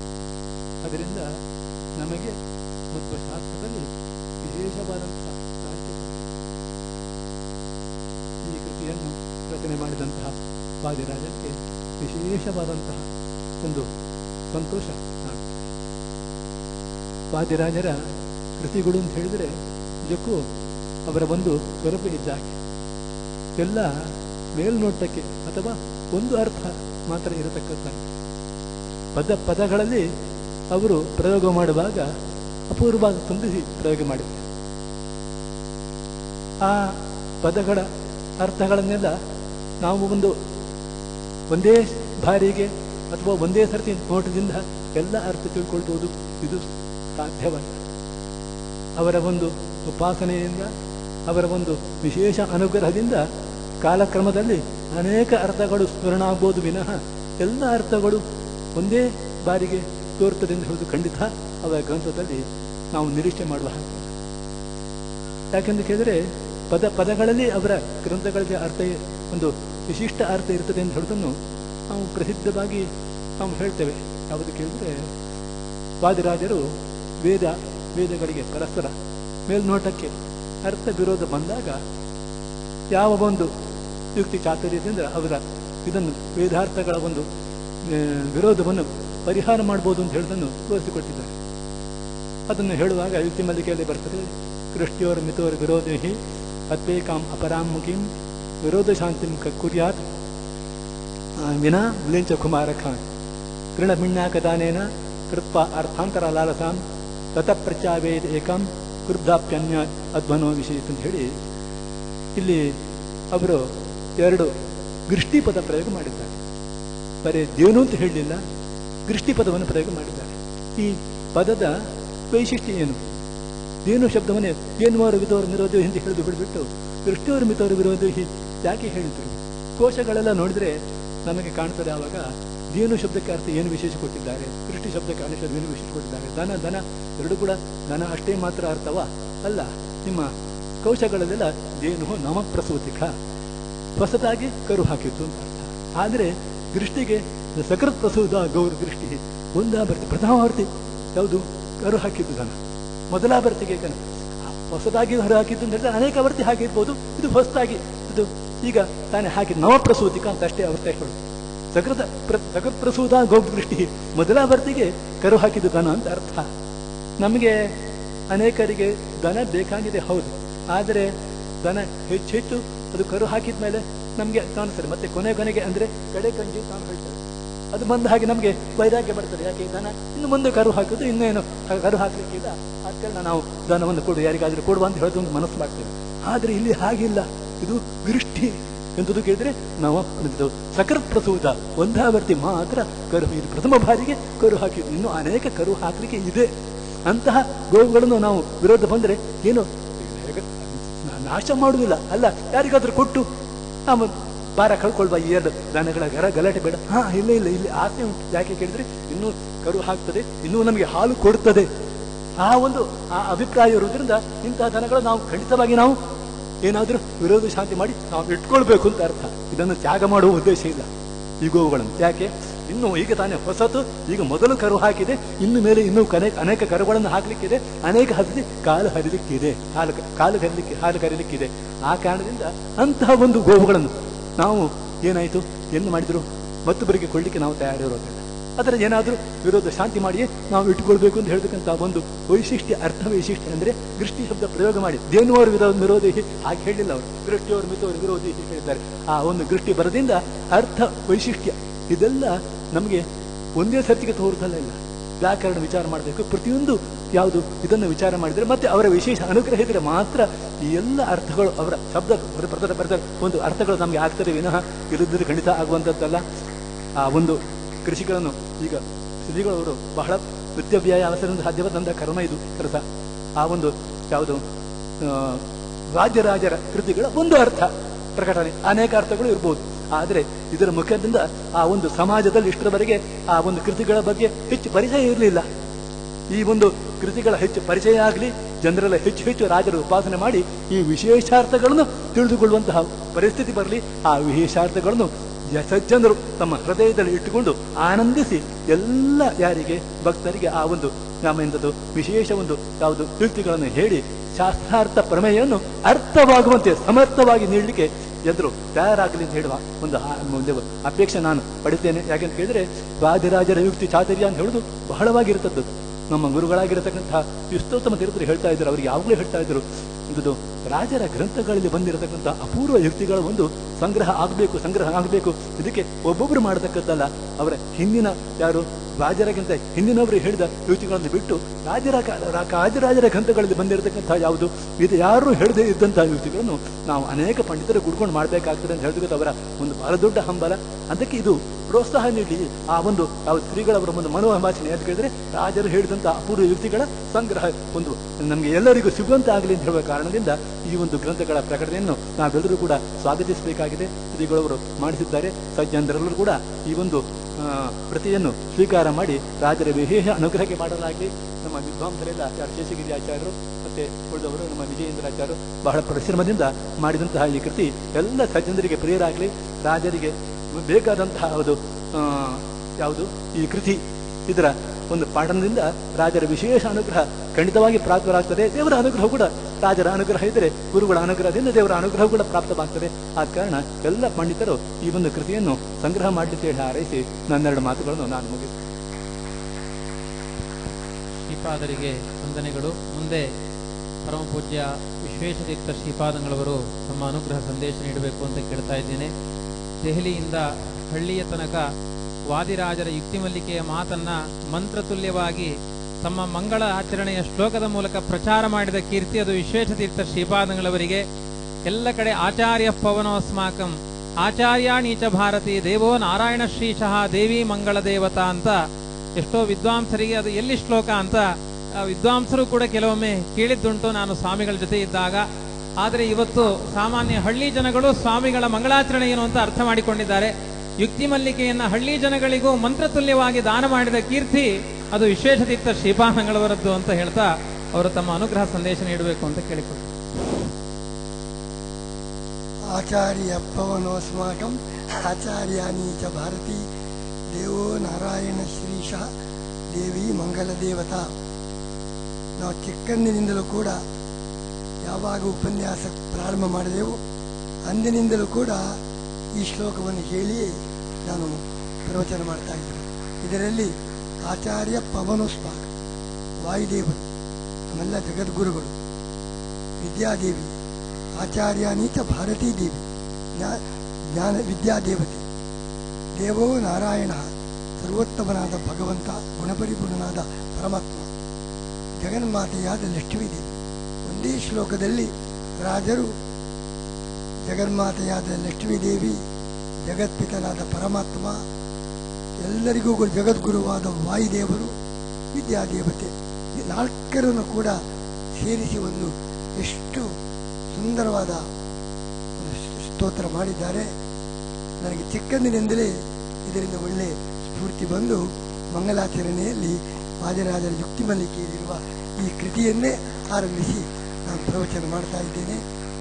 ಯೋಂತ ಪ್ರವಿಶ್ಯ ಮಮ ವಾಚ್ಯಮಿಮಾಂ ಪ್ರಸುಪ್ತಾಂ ಸಂಜೀವಯತ್ಯಖಿಲ ಶಕ್ತಿಧರ ಸ್ವಧಾಮ್ನ ಅನ್ಯಾಂಶ್ಚ ಹಸ್ತಚರಣ ಶ್ರವಣತ್ವಗಾದಿ ಪ್ರಾಣಾನ್ನಮೋ ಭಗವತೆ ಪುರುಷಾಯ ತುಭ್ಯಂ. ತಪೋ ವಿದ್ಯಾ ವಿರಕ್ತ್ಯಾದಿ ಸದ್ಗುಣೋಘಾಕರಾಣಹಂ ವಾದಿರಾಜ ಗುರುನ್ ವಂದೇ ಹಯಗ್ರೀವ ದಯಾಶ್ರಯ. ರಾಜರ ಮಹೋನ್ನತ ಗ್ರಂಥವಾದ ಯುಕ್ತಿಮಲ್ಲಿಕೆಯ ವ್ಯಾಖ್ಯಾನ ಸಮೇತವಾದ ಅನುವಾದ ಕಾರ್ಯ, ಅದರ ಬಿಡುಗಡೆಯ ಸಮಾರಂಭ 2-3 ದಿನಗಳಲ್ಲಿ ಎಲ್ಲ ವಿದ್ವಾಂಸರ ಸಮಕ್ಷದಲ್ಲಿ, ಎಲ್ಲ ಭಕ್ತರ ಮುಂದೆ ಬಹಳ ವೈಭವದಿಂದ ಈ ಕಾರ್ಯಕ್ರಮ ನಡೆದಿದೆ. ವಾದಿರಾಜರು ತಮ್ಮ ಗ್ರಂಥದಲ್ಲಿ ಆಚಾರ್ಯರ ಸಿದ್ಧಾಂತದ ಬಗ್ಗೆ, ಅದರ ವೈಶಿಷ್ಟ್ಯವನ್ನು ಬಹಳ ಸುಂದರವಾಗಿ ಆರಂಭದಲ್ಲೇ ನಿರೂಪಿಸಿದ್ದಾರೆ. ಯಾಕೆ ಪರೇಚ ತತ್ವವಾದೇಸ್ಮಿನ್ ಗರೀಯಸಿ ಭರೋಮಮ. ಸಿದ್ಧಾಂತದ ಬಗ್ಗೆ ನನಗೆ ಅಷ್ಟು ಅಭಿಮಾನ. ನ ಸ್ನೇಹಾತ, ನಾವು ಆ ಸಿದ್ಧಾಂತದಲ್ಲಿ ಬಂದಿದ್ದೇವೆ ಎಂಬ ಈ ಥರದ ಒಂದು ಸ್ನೇಹ ಅಥವಾ ಇತರ ಮತಗಳ ಮೇಲೆ ವಿರೋಧ, ಯಾವ ರಾಗದ್ವೇಷಗಳು ಇಲ್ಲ. ನ ಸ್ನೇಹಾತ್ ನ ಚ ವಿಸ್ನೇಹಾತ್. ಇತರ ಮತಗಳ ಮೇಲಿನ ದ್ವೇಷ ಆಗಲಿ, ಇದು ನಮ್ಮದು ಎಂಬಂತಹ ಒಂದು ಮೋಹ, ಅದು ಅಲ್ಲ. ಯುಕ್ತಿಯಾಕೃಷ್ಟೇನ ಕೇವಲ ಯುಕ್ತಿ. ಆಚಾರ್ಯರು ತಮ್ಮ ಸಿದ್ಧಾಂತವನ್ನು ಬಲವಾದ ಯುಕ್ತಿಗಳಿಂದ ಮನಮುಟ್ಟುವಂತೆ ಸಮರ್ಥಿಸಿದ್ದಾರೆ. ಯುಕ್ತ್ಯಾಕೃಷ್ಟೇನ ಕೇವಲ ಯಥಕೃತ ಎಂಬುದಾಗಿ ಶ್ರೀಮದಾಚಾರ್ಯ ಸಿದ್ಧಾಂತ ಭಗವಂತನ ಸ್ತೋತ್ರ. ಪರಮಾತ್ಮನಲ್ಲಿ ಭಕ್ತಿ ಬರಲಿಕ್ಕೆ ಅನುಕೂಲವಾಗುವಂತಹ ನಿರೂಪಣೆಯೇ ಆಚಾರ್ಯರ ಗ್ರಂಥದಲ್ಲಿ. ಅದು ಅಂತೆ ಪ್ರಭುಸ್ತುತೆ, ಪರಮಾತ್ಮನ ಸ್ತೋತ್ರ. ಪರಮಾತ್ಮನಲ್ಲಿ ಅನಂತ ಗುಣಗಳಿವೆ, ಯಾವ ದೋಷವೂ ಇಲ್ಲ. ಜಗಜ್ಜನ್ಮಾದಿ ಕರ್ತ ಪರಮಾತ್ಮನ ಮಹಿಮೆ, ಅವನಲ್ಲಿ ಭಕ್ತಿ ಭಾವ ಜಾಗೃತವಾಗುವಂತಹ ರೀತಿಯ ಇದು ಪರಮಾತ್ಮನ ಸ್ತೋತ್ರ. ಅದಕ್ಕಾಗಿ ಬೇರೆ ಬೇರೆ ಮತಗಳಲ್ಲಿ, ಕೆಲವು ಮತಗಳಲ್ಲಿ ದೇವರಿಗೆ ಅಸ್ತಿತ್ವವಿಲ್ಲ, ದೇವರನ್ನೇ ಒಪ್ಪುವುದಿಲ್ಲ. ದೇವರನ್ನು ಒಪ್ಪಿದರೂ ಅವನಿಗೇನು ಗುಣಗಳೇ ಇಲ್ಲ. ಗುಣಗಳೇ ಇಲ್ಲ ಅಂತ ಇಷ್ಟೇ ಅಲ್ಲ, ಎಲ್ಲರಿಂದ ಸಕಲ ಜೀವನಿಂದ ಅಭೇದವನ್ನು ಹೇಳಿದರೆ ಗುಣದ ಬದಲು ಎಲ್ಲ ದೋಷಗಳು ಪರಮಾತ್ಮನಿಗೆ ಬಂದಾಗ ಎಲ್ಲರ ಅಭೇದ. ಜಗತ್ತಿನಲ್ಲಿರುವ ದುಷ್ಟರು, ದುಃಖವುಳ್ಳವರು, ಅಜ್ಞಾನಿಗಳು, ಎಲ್ಲ ಥರದ ವ್ಯಕ್ತಿಗಳು, ಅವರೆಲ್ಲರೂ ಕೂಡ ಪರಮಾತ್ಮ ಅಂತ ಹೇಳಿದರೆ ನಮಗೇನೋ ನಾವೇ ಬ್ರಹ್ಮ ಅಂತ ಖುಷಿ ಆಗ್ಬೋದು. ದೇವರ ಸ್ಥಿತಿಯನ್ನು ಎಲ್ಲರಿಂದ ಅಭೇದ. ಅವಾಗ ಎಲ್ಲ ದೋಷಗಳು, ಗುಣದ ಬದಲು ಪರಮಾತ್ಮನಲ್ಲಿ ಗುಣಗಳೇ ಇಲ್ಲ, ಎಲ್ಲ ದೋಷಗಳು ಕೂಡ ಪರಮಾತ್ಮನಲ್ಲಿ ಕೇಂದ್ರೀಯ. ಹೀಗಾದಾಗ ಆ ಪರಮಾತ್ಮನಲ್ಲಿ ಎಷ್ಟು ಶಕ್ತಿ ಇದೆ. ತನ್ನಲ್ಲಿ ಬರಬೇಕ ದೋಷವನ್ನೇ ಕಳೆದುಕೊಳ್ಳುವ ಶಕ್ತಿ ಇದೆ. ಅಂತ ಪರಮಾತ್ಮನಲ್ಲಿ ಭಕ್ತಿ ಹೇಗೆ ಬರಬೇಕು? ಪರಮಾತ್ಮನಲ್ಲಿ ಅವರು ಸೃಷ್ಟಿ ಮಾಡಿದ ಜಗತ್ತು ಇದೆಲ್ಲ ಮಾಯ. ದೇವರು ಸೃಷ್ಟಿ ಮಾಡಿದ್ದೆಲ್ಲ ಸುಳ್ಳು. ಒಬ್ಬನು ನೀನು ಮಾಡಿದ್ದೆಲ್ಲ ಏನೂ ಇಲ್ಲ ಅಂತ ಹೇಳಿದರೆ ಎಷ್ಟು ಬೇಸರ ಆಗಬೇಕು. ಜಗತ್ತು ಸುಳ್ಳು, ಪರಮಾತ್ಮನಲ್ಲಿ ಗುಣಗಳಿಲ್ಲ. ಕೆಲವು ಗುಣ ಉಂಟು, ಕೆಲವೇ ಗುಣಗಳು. ಯಾರು ಕೂಡ ಭಗವಂತನ ಮಹೋನ್ನತ ವ್ಯಕ್ತಿತ್ವವನ್ನು ಯಾವ ವಾದಗಳು ಸಮರ್ಥಿಸಿಲ್ಲ. ದೇವರೇ ಇಲ್ಲ, ದೇವರಲ್ಲಿ ಗುಣಗಳೇ ಇಲ್ಲ, ಇದ್ದರೂ ಕೆಲವೇ ಗುಣಗಳು. ಗುಣಗಳನ್ನು ಕೆಲವು ಒಪ್ಪಿದ್ದಾರೆ, ಆದರೆ ಅದೆಲ್ಲ ಪರಮಾತ್ಮನ ಜೊತೆಗೆ ಹಾಸುಹೊಕ್ಕಾಗಿದೆ. ನಮ್ಮ ಮೈ ಮೇಲೆ ಬಟ್ಟೆ ಇದ್ದರೆ ತೆಗೆಯಬಹುದು, ಬೀಳಬಹುದು, ನಮ್ಮಲ್ಲಿ ಗಟ್ಟಿಯಾಗಿ ನಿಲ್ಲುವುದಿಲ್ಲ. ಪರಮಾತ್ಮನಲ್ಲಿರುವ ಗುಣಗಳು ಪರಮಾತ್ಮನಿಂದ ಬೇರೆ. ನಮ್ಮ ಮೈಯಲ್ಲಿರುವ ಬಟ್ಟೆಯಲ್ಲಿ ಯಾವಾಗಲೂ ಆ ಗುಣ ಎಲ್ಲಿ ಇರಬಹುದು, ಹೋಗಬಹುದು. ಆದರೆ ಪರಮಾತ್ಮನಲ್ಲಿರುವ ಗುಣಗಳಿಂದ ಪರಮಾತ್ಮನನ್ನು ಬೇರ್ಪಡಿಸಲು ಸಾಧ್ಯವೇ ಇಲ್ಲ. ಆ ಭಗವಂತನ ಸ್ವರೂಪಕ್ಕೆ ಅದು ಸ್ವಾಭಾವಿಕವಾಗಿ ಅಂಟಿಕೊಂಡಿದೆ. ಬೇರ್ಪಡಿಸಲಿಕ್ಕೆ ಸಾಧ್ಯವಿಲ್ಲ. ದೇವರು ಬೇರೆ ಅಲ್ಲ, ದೇವರ ಗುಣ ಬೇರೆ. ಗುಣ ಉಂಟು, ದೇವರಿಂದ ಬೇರೆ ಅಂದರೆ ಅದು ಚಿನ್ನದ ಲೇಪ ಮಾಡಿದ ಮೂರ್ತಿಯಂತೆ. ಚಿನ್ನದ ಲೇಪ ಒಳಗೆ ಅದು ಚಿನ್ನ ಅಲ್ಲ, ಬೇರೆ ಲೋಹ, ಚಿನ್ನದ ಲೇಪ ಮಾತ್ರ.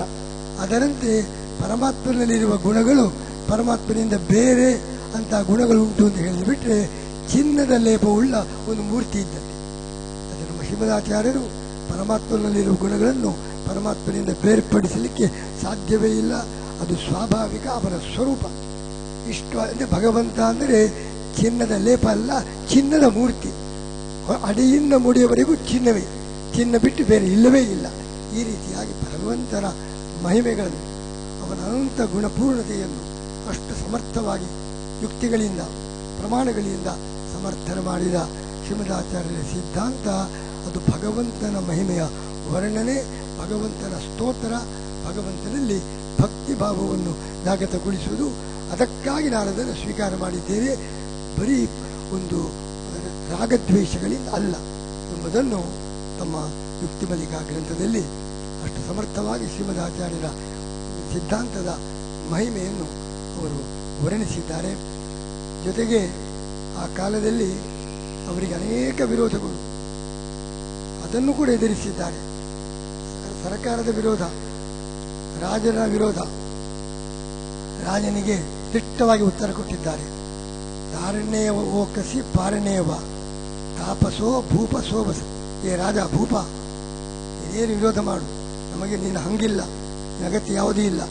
ನಾವು ತಾರಣ್ಯವ ಓಕಸಿ ಪಾರಣೇವ, ಒಂದು ಎಲೆಯ ಗುಡಿಸಲು ಅಥವಾ ಹುಲ್ಲಿನ ಗುಡಿಸಲು, ಅದೇ ನಾವು ವಾಸ ಮಾಡಬಲ್ಲೆವು.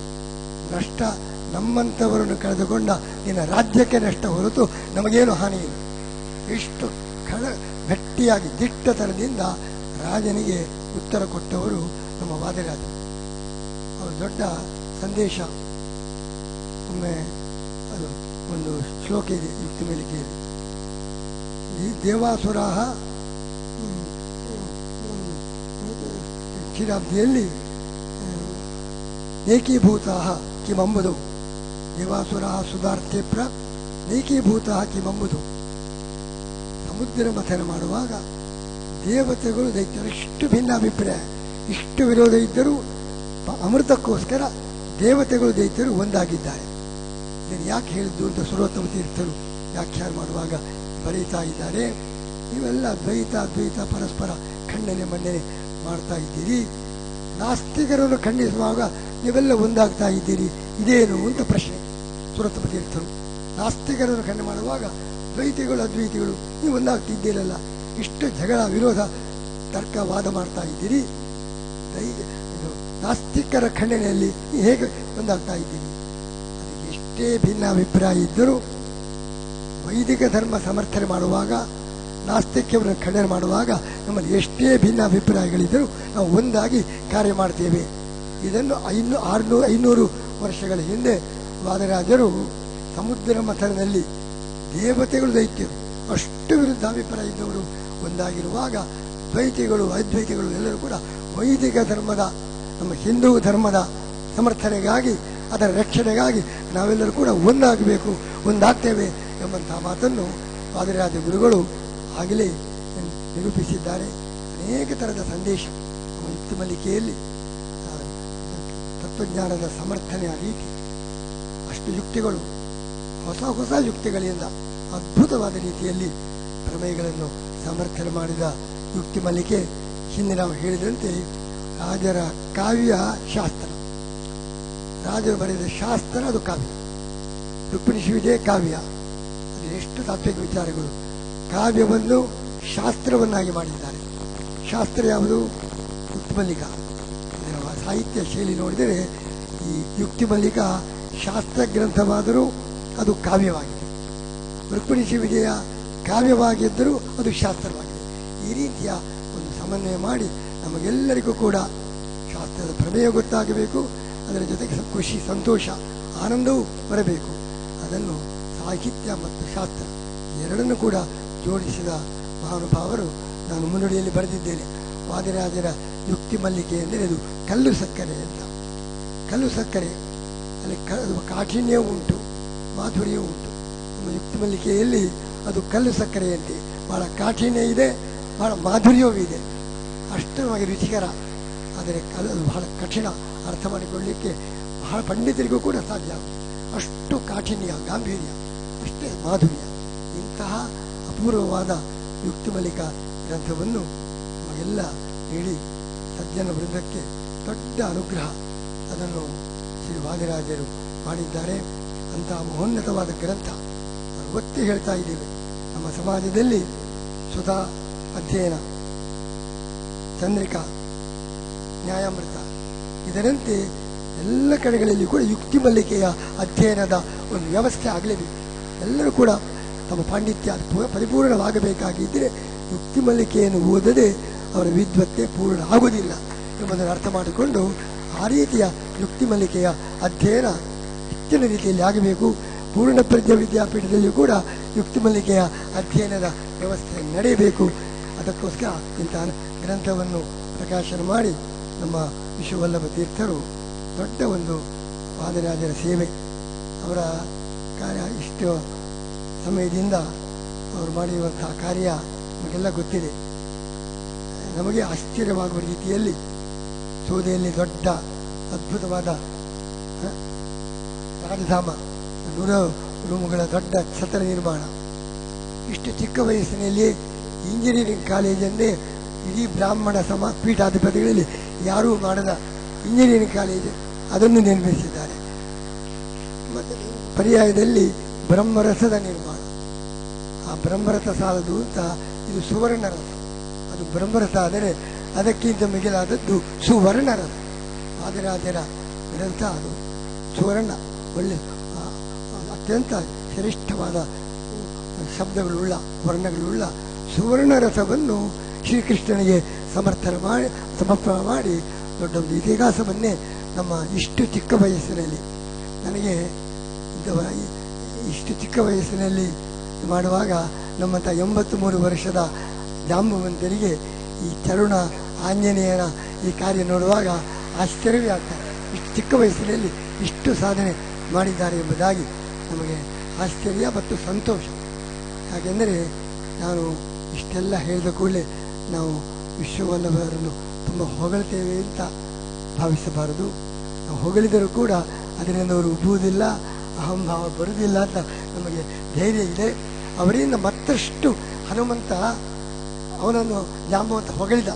ಯಾಕೆ ಹೊಗಳಿದ? ಹೊಗಳಿದಷ್ಟು ಹನುಮಂತನ ವ್ಯಕ್ತಿತ್ವ ಮತ್ತು ಬೆಳೀಲಿಕ್ಕೆ ಆರಂಭ. ಅದರಂತೆ ನಮ್ಮ ವಿಶ್ವವಲ್ಲಭ ತೀರ್ಥರ ವ್ಯಕ್ತಿತ್ವ ಇನ್ನಷ್ಟು ಬೆಳೆದು ಅವರಿಂದ ಬಹುದೊಡ್ಡ ಸಾಧನೆಗಳನ್ನು ಆ ಹರಿವಾಯಿಗಳು ಮಾಡಿಸಲಿ ಎಂಬ ಉದ್ದೇಶದಿಂದ ಈ ಮಾತನ್ನು ನಾವು ಆಡ್ತಾ ಇದ್ದೇವೆ. ಅಂಥ ಉತ್ತಮ ಕಾರ್ಯ. ಸಮುದ್ರ ಮಥನದಲ್ಲಿ ಎಲ್ಲ ಕೌಸ್ತುಭ, ರತ್ನಗಳು, ಐರಾವತ, ನಾನಾ ಪದಾರ್ಥಗಳು ಬಂದು ಲಕ್ಷ್ಮಿ ಬಂದಳು. ಆದರೆ ಕೊನೆಗೆ ಅದು ಪೂರ್ಣವಾದದ್ದು ಯಾವಾಗ? ಅಮೃತ ಬಂದಾಗ. ಸಮುದ್ರ ಮಥನದಲ್ಲಿ ಅಮೃತದಂತೆ ಎಲ್ಲ ಇಂಜಿನಿಯರಿಂಗ್ ಕಾಲೇಜ್ ಇರಬಹುದು, ಛತ್ರಗಳಿರಬಹುದು, ಅದೆಲ್ಲ ಐರಾವತ, ರತ್ನಗಳು, ಕೌಸ್ತುಭ ಇದ್ದಾಗ ಈ ಯುಕ್ತಿ ಮಲ್ಲಿಕಾ ಗ್ರಂಥದ ಪ್ರಕಾಶನ ಅಮೃತವನ್ನು ನೀಡಿದಂತೆ. ಸಮುದ್ರ ಮಥನದಿಂದ ಅಮೃತ ಉದ್ಭವವಾದಂತೆ ಅಂತ ದೊಡ್ಡ ಕಾರ್ಯವನ್ನು ತಮ್ಮ ಪರ್ಯಾಯ ಸಂದರ್ಭದಲ್ಲಿ ವಾದಿರಾಜ ಗುರುಗಳಿಗೆ ದೊಡ್ಡ ಸೇವೆ, ಸಮಾಜಕ್ಕೆ ದೊಡ್ಡ ಉಪಕಾರ ಅಂತಹ ಮಹೋನ್ನತ ಗ್ರಂಥವನ್ನು ವ್ಯಾಖ್ಯಾನ ಸಮೇತವಾಗಿ ಅದನ್ನು ಅನುವಾದ ಮಾಡಿ ಆ ಮೂಲಕ ವಿಶೇಷವಾದ ಜ್ಞಾನ ಸೇವೆಯನ್ನು ಮಾಡಿದ ವಿಶ್ವವಲ್ಲಭ ತೀರ್ಥರನ್ನು ಅಭಿನಂದಿಸುತ್ತಾ, ಅವರು ಇದೇ ರೀತಿಯ ಪೂರ್ಣ ಶಕ್ತಿಯನ್ನು ಕೊಟ್ಟು ವಿಶೇಷ ಸೇವೆ ಅವರಿಂದ ಜ್ಞಾನ ಕಾರ್ಯದ ಸೇವೆಯಾಗಬೇಕು, ಇತರ ಸಾಮಾಜಿಕ ಕಾರ್ಯ ಎರಡೂ ಮುಖದಿಂದ ಭಗವಂತ ಅವರನ್ನು ಅನುಗ್ರಹಿಸಲಿ ಎಂಬುದಾಗಿ ನಾನು ಪ್ರಾರ್ಥನೆ ಮಾಡಿ, ಈ ಸಂದರ್ಭದಲ್ಲಿ ನಮ್ಮ ಶೇಷಗಿರಿ ಅವರನ್ನು ಅವರ ಭಕ್ತಿ, ಅವರದ್ದೊಂದು ನಿಷ್ಠೆ, ಅಧ್ಯಯನ ಅದೆಲ್ಲ ಬಹಳ ಅಪೂರ್ವವಾದದ್ದು. ಸೋದೆಯಲ್ಲಿ ಮಾಡಿದ ತಪಸ್ಸು, ಏನು ಆಹಾರವೇ ಇಲ್ಲ, ಬರೀ ಉತ್ತುತ್ತೆಯಲ್ಲಿ ಸ್ವೀಕಾರ ಮಾಡಿಕೊಂಡು ದಿನಗಟ್ಟಲೆ ಆ ತಪೋವನದಲ್ಲಿ ವಾಸ ಮಾಡಿದರು. ಅವರಷ್ಟು ಹರಿಗುರುಗಳ ಮೇಲೆ ಭಕ್ತಿ, ಅಷ್ಟು ಅಧ್ಯಯನ, ಭಾಗವತದ ವಿಜಯಧ್ವಜ ತೀರ್ಥ ವ್ಯಾಖ್ಯಾನ ಅದನ್ನು ಸಂಶೋಧನೆ ಮಾಡಿ ಆ ಪ್ರಕಾಶನ ಕಾರ್ಯದಲ್ಲಿ ನಮ್ಮ ಮಠಕ್ಕೆ ಅವರು ಮಾಡಿದ ಸೇವೆ. ಈಗ ಯುಕ್ತಿಬಲಿಕೆಯ ಪ್ರಕಾಶನ ಕಾರ್ಯದಲ್ಲಿ ಅವರು ವಾದಿರಾಜರಿಗೆ ಮಾಡಿರುವ ಸೇವೆ ಹೀಗೆ. ಅದರಿಂದ ಅವರು ಶೇಷಗಿರಿ ಅಂದರೆ ಗಿರಿ ಬೆಟ್ಟದಂತೆ ಅವರು ಜ್ಞಾನ ತಪಸ್ಸಿನಿಂದ ಅವರು ಬೆಟ್ಟದಂತೆ ಇದ್ದಾರೆ. ಅದು ಶೇಷಗಿರಿ ಒಂದು ವಿಶೇಷ ಗಿರಿ. ಅವರ ಸೇವೆ, ಅವರ ಜೊತೆಗೆ ನಮ್ಮ ವಿಜಯೇಂದ್ರ ಅವರು ಕೂಡ ಪೂರ್ಣದಕ್ಕೆ ಪ್ರಯತ್ನ ಮಾಡಿ ಸಹಕಾರ ಮಾಡಿ ಈ ಕಾರ್ಯದಲ್ಲಿ ಕೃಷ್ಣನಾಗಿ ವಿಶ್ವವಲ್ಲಭರಿದ್ದರೆ ಭೀಮಾರ್ಜುನರಂತೆ ಶೇಷಗಿರಿ ಮತ್ತು ವಿಜಯೇಂದ್ರ ಇಬ್ಬರು ಕೂಡ ಸೇವೆ ಮಾಡಿದ್ದಾರೆ. ಅನೇಕ ವಿದ್ವಾಂಸರು ಕೂಡ ತಮ್ಮ ಸೇವೆ ಸಲ್ಲಿಸಿದ್ದಾರೆ. ಎಲ್ಲ ವಿದ್ವಾಂಸರನ್ನು ನಾವು ಅಭಿನಂದಿಸಿ ಈ ಒಂದು ಗ್ರಂಥದಿಂದ ಅದರ ಲಾಭವನ್ನು ಸಜ್ಜನರಿಂದ ನಿರಂತರ ಪಡೆಯಲಿ ಎಂಬುದಾಗಿ ಆಶಿಸಿ ನನ್ನ ಮಾತನ್ನು ಶ್ರೀಕೃಷ್ಣ.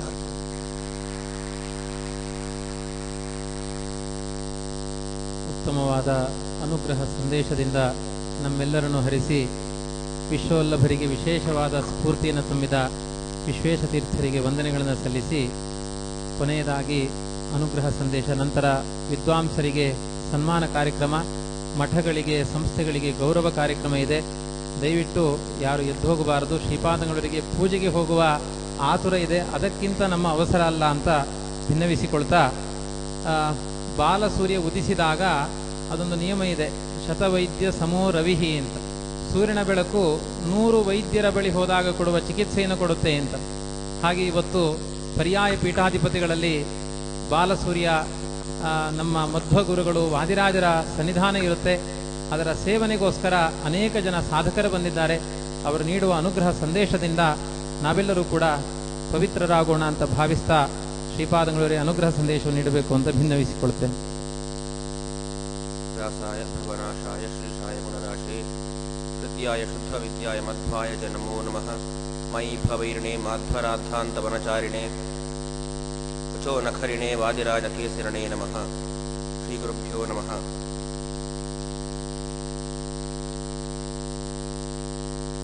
ಪರ್ಯಾಯದ ಆರಂಭದಲ್ಲಿ ನಾವು ಹೇಳಿದ್ದುಂಟು, ಪರ್ಯಾಯ ಕಾಲದಲ್ಲಿ ನಮ್ದು ಯಾವುದೇ ರೀತಿಯ ಯೋಜನೆ ಇಲ್ಲ, ಕೇವಲ ಕೃಷ್ಣನ ಪೂಜೆ ಮಾತ್ರ ನಮ್ಮ ಯೋಜನೆ ಅಂತ.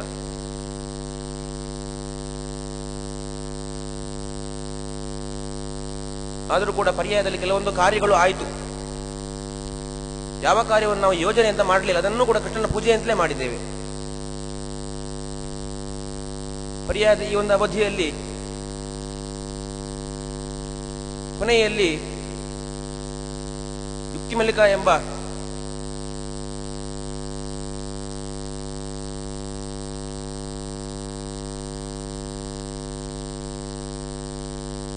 ಗ್ರಂಥಪುಷ್ಪವನ್ನು ಕೃಷ್ಣನಿಗೆ ಅರ್ಪಿಸಿದ್ದೇವೆ.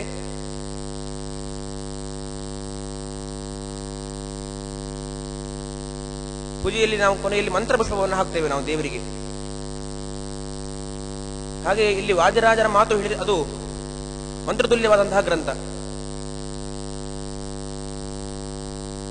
ಮಂತ್ರತುಲ್ಯವಾದಂತಹ ಒಂದು ಯುಕ್ತಿಮಲ್ಲಿಕಾ ಗ್ರಂಥವನ್ನ ಕೃಷ್ಣನ ಈ ಒಂದು ಪೂಜೆಯ ಪರ್ಯಾಯದ ಒಂದು ಅಂತ್ಯಭಾಗದಲ್ಲಿ ಮಂತ್ರಪುಷ್ಪದಿಂದ ಅರ್ಪಿಸಿದ್ದೇವೆ ಕೃಷ್ಣನಿಗೆ.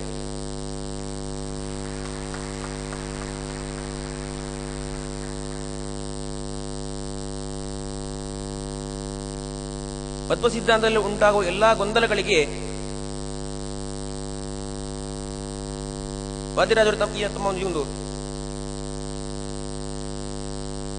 ಯುಕ್ತಿಮಲ್ಲಿಕಾ ಗ್ರಂಥದ ಯುಕ್ತಿಗಳಿಂದ ಅದನ್ನು ಸಮರ್ಥಿಸಿದ್ದಾರೆ.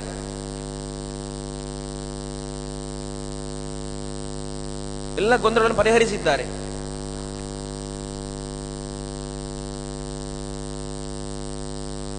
ಆದ್ದರಿಂದ ಇದನ್ನು ನಾವು ಒಂದು ರೀತಿಯಲ್ಲಿ ಮಧ್ವ ಸಿದ್ಧಾಂತದ ಕೋಶ ಅಂತ ಹೇಳ್ಬೋದು ಯುಕ್ತಿಮಲ್ಲಿಕಾ ಗ್ರಂಥವನ್ನ.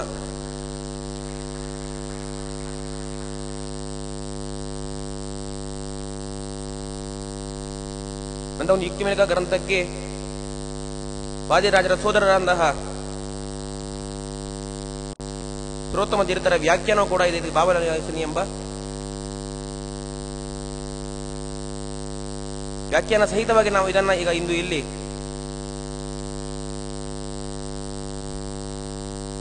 ಅನುವಾದಿಸಿ ಮುದ್ರಿಸಿದ್ದೇವೆ, ಪರ್ಯಾಯ ಕಾಲದಲ್ಲಿ ಸಮರ್ಪಿಸಿದ್ದೇವೆ.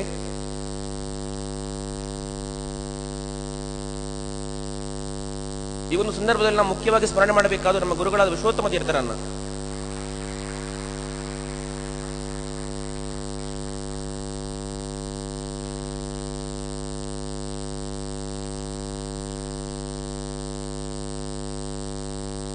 ಒಂದು ಯುಕ್ತಿಮಲ್ಲಿಕ ಗ್ರಂಥದ ಈ ಸಂಶೋಧನೆಯಲ್ಲಿ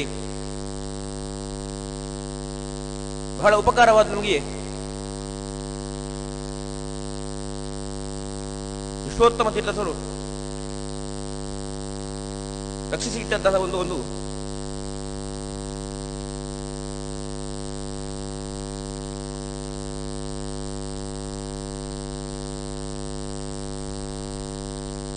ಹಸ್ತಪ್ರತಿಯ ಪುಸ್ತಕ.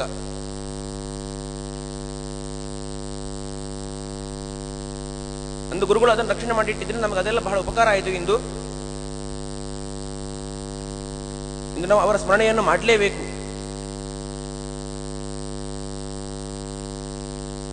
ಹಾಗೆ ಇದನ್ನು ನಾವು ಮುದ್ರಣ ಮಾಡುವ ಒಂದು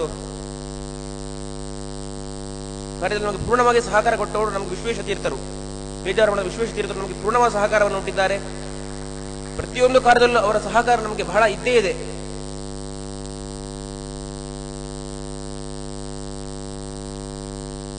ತಂದೆಯಾದವನ ಮಗನಿಗೆ ಯಾವ ರೀತಿಯಾದ ಪ್ರೀತಿಯನ್ನು ತೋರಿಸ್ತಾನೋ ಅದಕ್ಕಿಂತ ಹೆಚ್ಚಿನ ಪ್ರೀತಿಯನ್ನು ಅವರು ನಮಗೆ ತೋರಿಸಿದ್ದಾರೆ. ಈಗ ಮುಂದೆ ಅವರ ಪ್ರೀತಿ ಇದೇ ರೀತಿ ಇರಲಿ ಅಂತ ನಾವು ಅವರಲ್ಲಿ ಪ್ರಾರ್ಥಿಸ್ತೇವೆ.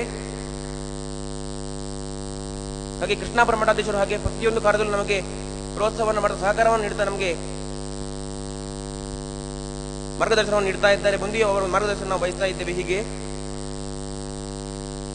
ಪ್ರತಿಯೊಂದು ಕಾರ್ಯಗಳು ನಮಗೆ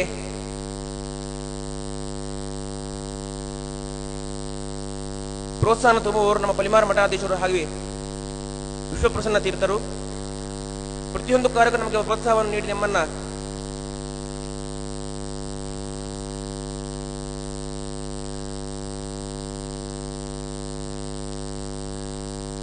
ಪ್ರತಿಯೊಂದು ಕಾರ್ಯವನ್ನು ಪ್ರೋತ್ಸಾಹ ಮಾಡ್ತಾ ಬರ್ತಾ ಇದ್ದಾರೆ.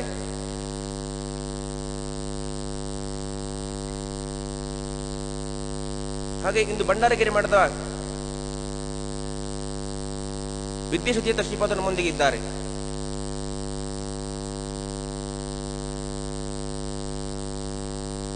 ವಾದಿರಾಜರ ಅನುಜರು ಸುರೋತ್ತಮ ತೀರ್ಥರು.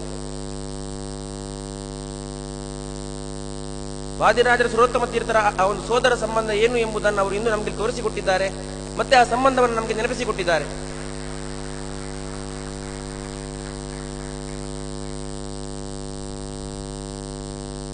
ನಮ್ಮ ಈ ಕಾರ್ಯದಲ್ಲಿ ಭಾಗವಹಿಸಿ ಅವರು ನಮಗೆ ಬಹಳ ಪ್ರೋತ್ಸಾಹವನ್ನು ನೀಡಿದ್ದಾರೆ. ಮುಂದೆ ಇದೇ ರೀತಿ ನಮ್ಮ ಸಂಬಂಧ ಇದೇ ರೀತಿ ಇರಬೇಕು ಅಂತ ನಾವು ದೇವರಲ್ಲಿ ಪ್ರಾರ್ಥಿಸ್ತೇವೆ. ಹಾಗೆ ಈ ಒಂದು ಕಾರ್ಯದಲ್ಲಿ ವಿಶೇಷವಾಗಿ ಶ್ರಮಪಟ್ಟವರು ನಮ್ಮ ಶೇಷಗಿರಿ ರಾಯರು. ಬಹುಶಃ ಇಲ್ಲಿ ಶೇಷಗಿರಿ ರಾಯರು ಇಲ್ಲದೆ ಇದ್ರೆ ಈ ಒಂದು ಗ್ರಂಥ ಇಷ್ಟು ಚೆನ್ನಾಗಿ ಬರ್ತಾ ಇರಲಿಲ್ಲ ಅಂತ ನಮ್ಮ ಒಂದು ಅನಿಸಿಕೆ. ಶೇಷಗಿರಿ ರಾಯರಿಂದ ಇದಕ್ಕೊಂದು ಬಹಳ ಒಳ್ಳೆಯ ಮಹತ್ವ ಬಂದಿದೆ. ಒಳ್ಳೆಯ ರೀತಿಯಿಂದ ಅನುವಾದವನ್ನು ಮಾಡಿದ್ದಾರೆ. ಹಾಗೆ ಅನೇಕ ವಿದ್ವಾಂಸರು ಇದಕ್ಕೆ ತಮ್ಮೊಂದು ಅಮೂಲ್ಯವಾದ ಲೇಖನವನ್ನು ನೀಡಿ ಇದಕ್ಕೆ ಅವರ ಸಹಕಾರವನ್ನು ಮಾಡಿದ್ದಾರೆ.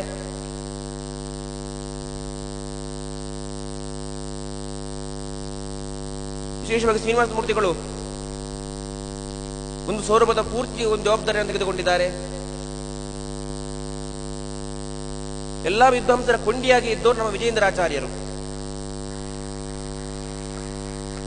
ಯುಕ್ತಿಮಲ್ಲಕ ಈ ಒಂದು ಗ್ರಂಥ ಪ್ರಕಾಶನದ ಸಂಪೂರ್ಣವನ್ನು ಹೊಣೆ ಹೊತ್ತವರು ವಿಜಯೇಂದ್ರಾಚಾರ್ಯರು ಬಹಳ ಸಮರ್ಥವಾಗಿ ನಿರ್ವಹಿಸಿದ್ದಾರೆ. ಯಾರು ಬೈದರೂ ಕೇಳಿದ್ದಾರೆ, ಹೊಗಳಿದ್ರು ಕೇಳಿದ್ದಾರೆ, ಎಲ್ಲವನ್ನೂ ಅವರು ಕೇಳಿದ್ದಾರೆ. ಬಹಳ ತಾಳ್ಮೆಯಿಂದ ಈ ಒಂದು ಕಾರ್ಯವನ್ನು ನಿರ್ವಹಿಸಿದ್ದಾರೆ. ಅವರಿಗೂ ಕೂಡ ರಾಜರು ವಿಶೇಷವಾಗಿ ಅನುಗ್ರಹವನ್ನು ಮಾಡಲಿ ಎಂಬುದಾಗಿ ನಾವು ದೇವರಲ್ಲಿ ಪ್ರಾರ್ಥಿಸ್ತೇವೆ.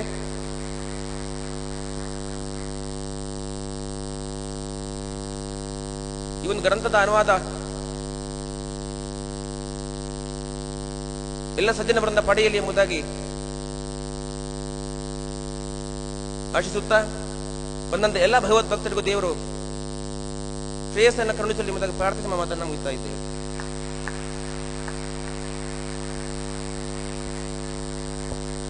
ಈ ಯುಕ್ತಿಮಲ್ಲಿಕಾ ಗ್ರಂಥದ ಕೊನೆಯಲ್ಲಿ ಯುಕ್ತಿಮಲ್ಲಿಕಾ ಗ್ರಂಥದಿಂದ ಆದ ಫಲಾನುಭವಿಗಳು ಅಂತ ಕೆಲವರು ತಮ್ಮ ಲೇಖನಗಳನ್ನು ಮಾಡಿದ್ದಾರೆ.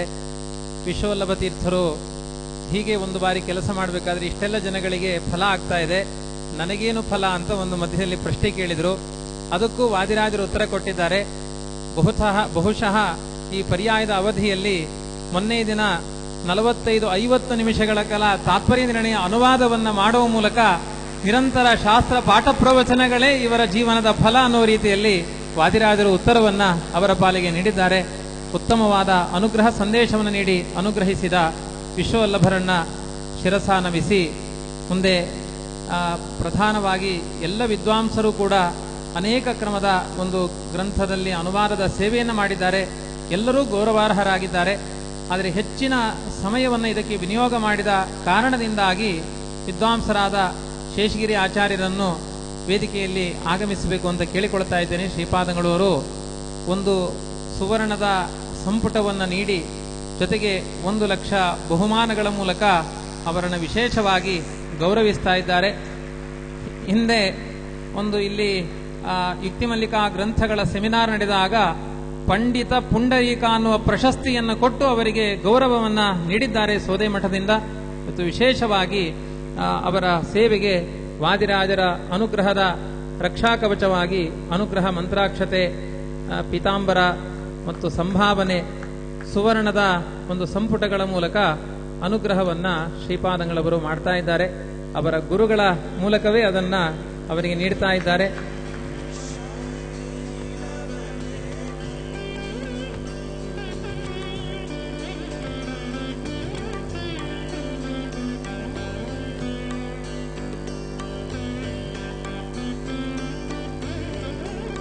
ಶಿಷ್ಯ ಗಳಿಸಿದ ಪ್ರೀತಿಯ ಒಂದು ಅಭಿಮಾನದಿಂದ ಶ್ರೀಪಾದಂಗಳವರು ಅನುಗ್ರಹ ಮಾಡಿ ವಿಶ್ವವಲ್ಲಭರನ್ನ ವಿಶೇಷವಾಗಿ ಅನುಗ್ರಹ ಮಾಡ್ತಾ ಇದ್ದಾರೆ.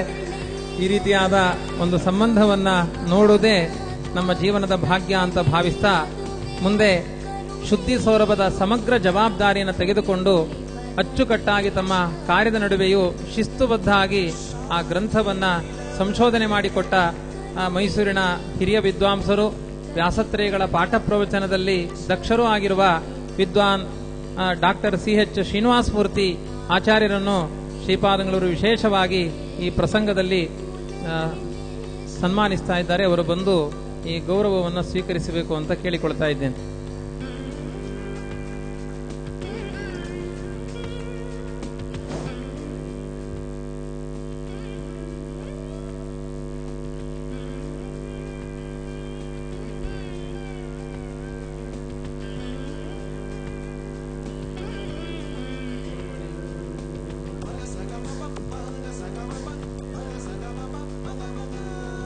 ಶೇಷಗಿರಿ ಆಚಾರ್ಯರ ಮನೆಯವರು ಕೂಡ ಶ್ರೀಪಾದಂಗಳವರಿಂದ ಅನುಗ್ರಹ ಮಂತ್ರಾಕ್ಷತೆಯನ್ನು ಸ್ವೀಕಾರ ಮಾಡಬೇಕೆಂಬುದಾಗಿ ಕೇಳಿಕೊಳ್ತಾ ಇದ್ದೇನೆ.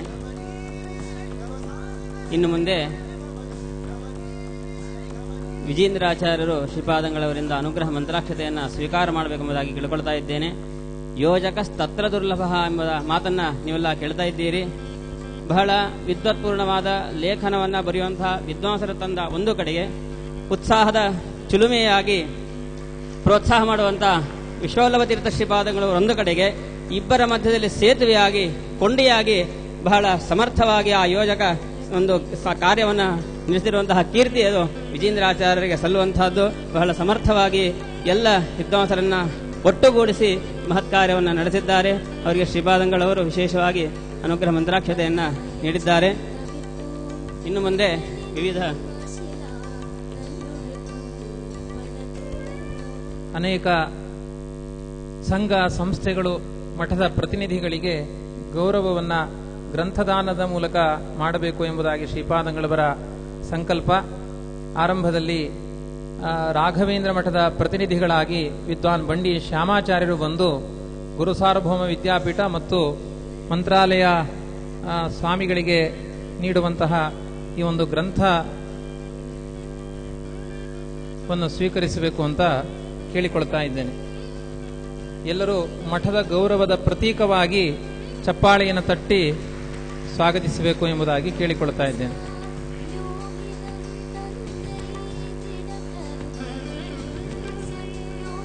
ಉತ್ತರಾದಿ ಮಠದ ಪ್ರತಿನಿಧಿಗಳಾಗಿ ವಿದ್ವಾನ್ ಪ್ರಕಾಶಾಚಾರ್ಯರು ಆಗಮಿಸಬೇಕು ಅಂತ ಕೇಳಿಕೊಳ್ತಾ ಇದ್ದೇನೆ.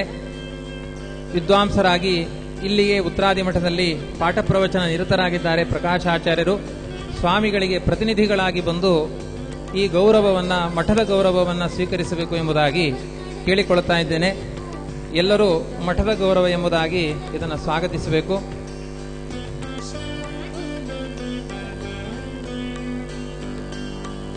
ವ್ಯಾಸರಾಜ ಮಠದ ಗೌರವವನ್ನ ಶ್ರೀಪಾದಂಗಳವರ ನಿಕಟವರ್ತಿಗಳಾದ ಧ್ರುವ ಅನ್ನೋರು ಬಂದು ಇದನ್ನು ಸ್ವೀಕರಿಸಬೇಕು ಎಂಬುದಾಗಿ ಕೇಳಿಕೊಳ್ತಾ ಇದ್ದೇನೆ.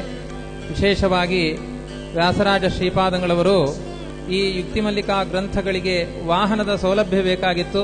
ಅದಕ್ಕೆ ಮೈಸೂರಿನಿಂದ ಬರಬೇಕಾದರೆ ಅದನ್ನೆಲ್ಲ ತಮ್ಮ ವಾಹನದಲ್ಲಿ ಕೊಟ್ಟು ಕಳಿಸಿಕೊಟ್ಟಿದ್ದಾರೆ. ವಿಶೇಷವಾಗಿ ಅವರು ಈ ಗ್ರಂಥದ ಒಂದು ಗೌರವವನ್ನ ಸ್ವೀಕರಿಸಬೇಕು ಎಂಬುದಾಗಿ ಅವರು ಪ್ರತಿನಿಧಿಗಳನ್ನು ಕೊಟ್ಟು ಕಳಿಸಿದ್ದಾರೆ. ಧ್ರುವ ಅನ್ನೋರನ್ನ ಅವರು ಸ್ವೀಕರಿಸಬೇಕು ಎಂಬುದಾಗಿ ಕೇಳಿಕೊಳ್ತಾ ಇದ್ದೇನೆ.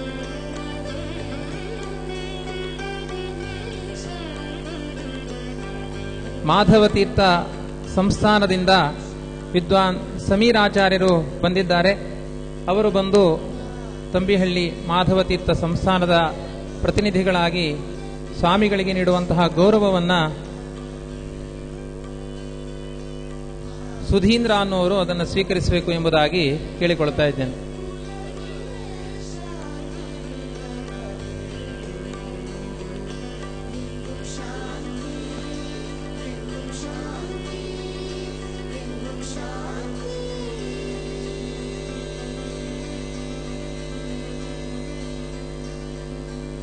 ಎಲ್ಲ ಮಠಗಳಿಗೂ ಗೌರವವನ್ನು ನೀಡ್ತಾ ಇದೆ. ದಯವಿಟ್ಟು ಯಾರು ಅನಿತಾ ಭಾವಿಸಬಾರದು. ಯಾರು ಪ್ರತಿನಿಧಿಗಳನ್ನು ಕಳಿಸಿದ್ದಾರೋ ಅವರಿಗೆ ಇಲ್ಲಿ ನೀಡ್ತಾ ಇದ್ದೇವೆ.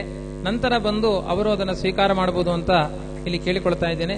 ಶ್ರೀಪಾದರಾಜ ಮಠದ ಪ್ರತಿನಿಧಿಗಳಾಗಿ ವಿದ್ವಾನ್ ಚತುರ್ವೇದಿ ವೇದವ್ಯಾಸಾಚಾರ್ಯರು ಶ್ರೀಪಾದಂಗಳವರಿಗೆ ನೀಡುವ ಗೌರವವನ್ನ ಸ್ವೀಕರಿಸಬೇಕು ಎಂಬುದಾಗಿ ಕೇಳಿಕೊಳ್ತಾ ಇದ್ದೇನೆ. ಚತುರ್ವೇದಿ ವೇದವ್ಯಾಸಾಚಾರ್ಯರು. ಬಾಳಗಾರು ಮಠದ ಪ್ರತಿನಿಧಿಗಳಾಗಿ ವಿದ್ವಾನ್ ಎಚ್.ಪಿ. ನಾಗರಾಜಾಚಾರ್ಯರು ಬಂದು ಶ್ರೀಪಾದಂಗಳವರಿಗೆ ನೀಡುವ ಈ ಗೌರವವನ್ನ ಸ್ವೀಕರಿಸಬೇಕು ಎಂಬುದಾಗಿ ಕೇಳಿಕೊಳ್ತಾ ಇದ್ದೇನೆ.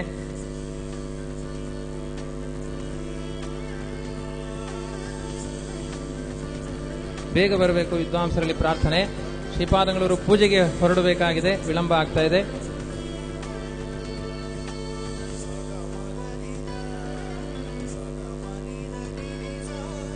ವಿಶ್ವನಂದನ ತೀರ್ಥರು ಅನೇಕ ಲೇಖನದ ಯಜ್ಞದಲ್ಲಿ ಭಾಗವಹಿಸಿ ಅನುವಾದಗಳನ್ನು ಮಾಡಿದ್ದಾರೆ. ತಾವಾಗೇ ನಾವು ರಾಜರ ಸೇವೆಯನ್ನು ಮಾಡುತ್ತೇವೆ ಎಂಬುದಾಗಿ ಮುಂದೆ ಬಂದು ಅನೇಕ ರೀತಿಯಲ್ಲಿ ಪ್ರೂಫ್ ಕರೆಕ್ಷನ್ಗಳನ್ನು ಕೂಡ ಮಾಡಿಕೊಟ್ಟಿದ್ದಾರೆ. ಅವರ ಪ್ರತಿನಿಧಿಗಳಾಗಿ ರವಿ ಆಚಾರ್ಯರು ಬಂದಿದ್ದಾರೆ. ಅವರು ಬಂದು ಈ ಹನಸೋಗಿ ವಿಶ್ವನಂದನ ತೀರ್ಥರಿಗೆ ನೀಡುವಂತಹ ಗೌರವವನ್ನ ಸ್ವೀಕರಿಸಬೇಕು ಎಂಬುದಾಗಿ ಕೇಳಿಕೊಳ್ತಾ ಇದ್ದೇನೆ.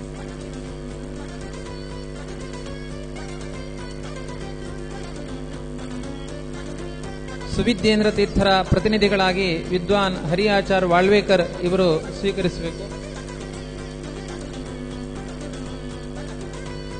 ಹರಿಯಾಚಾರ್ಯರು ವಾಳ್ವೇಕರ್.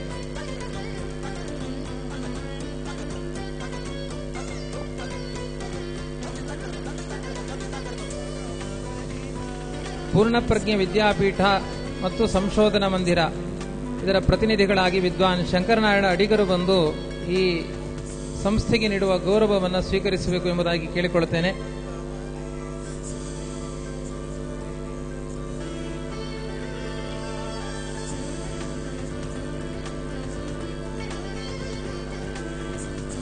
ಶ್ರೀಮನ್ ಮಧ್ವ ಸಿದ್ಧಾಂತ ಪ್ರಬೋಧಿನಿ ಸಂಸ್ಕೃತ ಮಹಾಪಾಠಶಾಲಾ ಉಡುಪಿ ಇದರ ಪ್ರತಿನಿಧಿಗಳಾಗಿ ಈ ಸಂಸ್ಕೃತ ಕಾಲೇಜಿನ ಅಧ್ಯಾಪಕರು ಯಾರಾದರೂ ಬಂದು ಈ ಗ್ರಂಥದ ಗೌರವವನ್ನು ಸ್ವೀಕರಿಸಬೇಕು ಎಂಬುದಾಗಿ ಕೇಳಿಕೊಳ್ತಾ ಇದ್ದೇನೆ.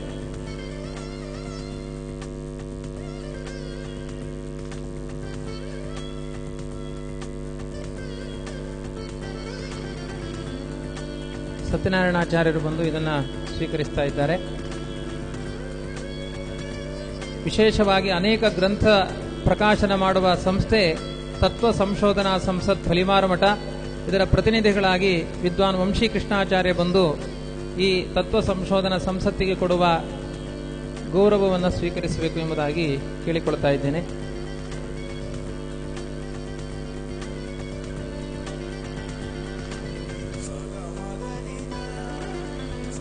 ಪರವೂರಿನ ಅನೇಕ ವಿದ್ವಾಂಸರಿಗೆ ಗ್ರಂಥವನ್ನು ಇಲ್ಲೇ ಕೊಡುವ ವ್ಯವಸ್ಥೆ ಇದೆ. ಬೆಂಗಳೂರು ಮೈಸೂರಿನ ವಿದ್ವಾಂಸರಿಗೆ ಮನೆಗೆ ತಲುಪಿಸುವ ವ್ಯವಸ್ಥೆ ಇದೆ.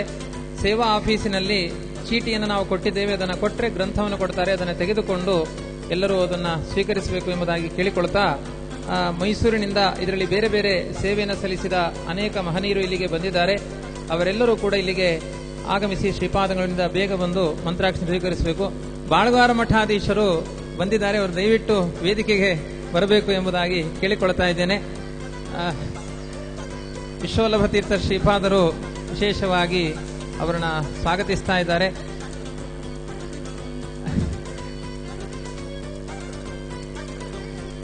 ಕುಂದಾಪುರ ವ್ಯಾಸರಾಜ ಮಠದ ಸುಬ್ಬಣ್ಣಾಚಾರ್ಯರು ವಿದ್ವಾಂಸರು ಇಲ್ಲಿದ್ದಾರೆ, ಅವರು ಕೂಡ ಬಂದು ಈ ಗ್ರಂಥ ಗೌರವವನ್ನು ಸ್ವೀಕರಿಸಬೇಕು ಎಂಬುದಾಗಿ ಕೇಳಿಕೊಳ್ತಾ ಇದ್ದೇನೆ.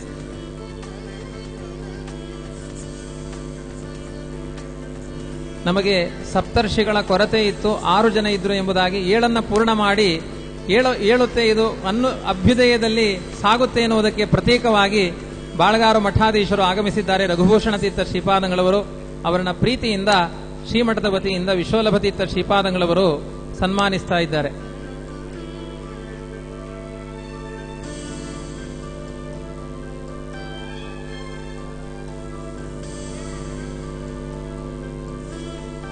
ಕುಂದಾಪುರ ವ್ಯಾಸರಾಜ ಮಠದವರು ಪ್ರತಿನಿಧಿಗಳು ಆಗಮಿಸಬೇಕು ಅಂತ ಕೇಳಿಕೊಳ್ತಾ ಇದ್ದೇನೆ. ಸುಬ್ಬಣ್ಣಾಚಾರ್ಯರು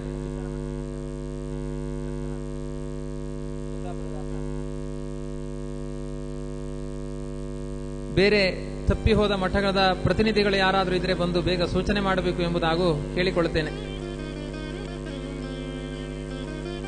ಶ್ರೀಪಾದಂಗಳವರು ಯುಕ್ತಿಮಲ್ಲಿಕೆಯ ಗ್ರಂಥವನ್ನ ವಿಶೇಷವಾಗಿ ಪಾಠ ಪ್ರವಚನಗಳಲ್ಲಿ ಒಂದು ದೊಡ್ಡ ಸಂಸ್ಥೆಯನ್ನಾಗಿ ಮಾಡಿ ಪ್ರಚಾರ ಮಾಡುವಂತಹ ಸಂಸ್ಥೆಗಳಿಗೆ ಗ್ರಂಥದಾನ ಮಾಡುವ ಯೋಜನೆಯೂ ಕೂಡ ಶ್ರೀಪಾದಂಗಳವರ ಚಿಂತನೆ. ಹೀಗೆ ವ್ಯಾಪಕವಾಗಿ ಉದಾತ್ತ ಚಿಂತನೆಯಿಂದ ಗ್ರಂಥವನ್ನು ಮಾಡಿದ್ದಾರೆ.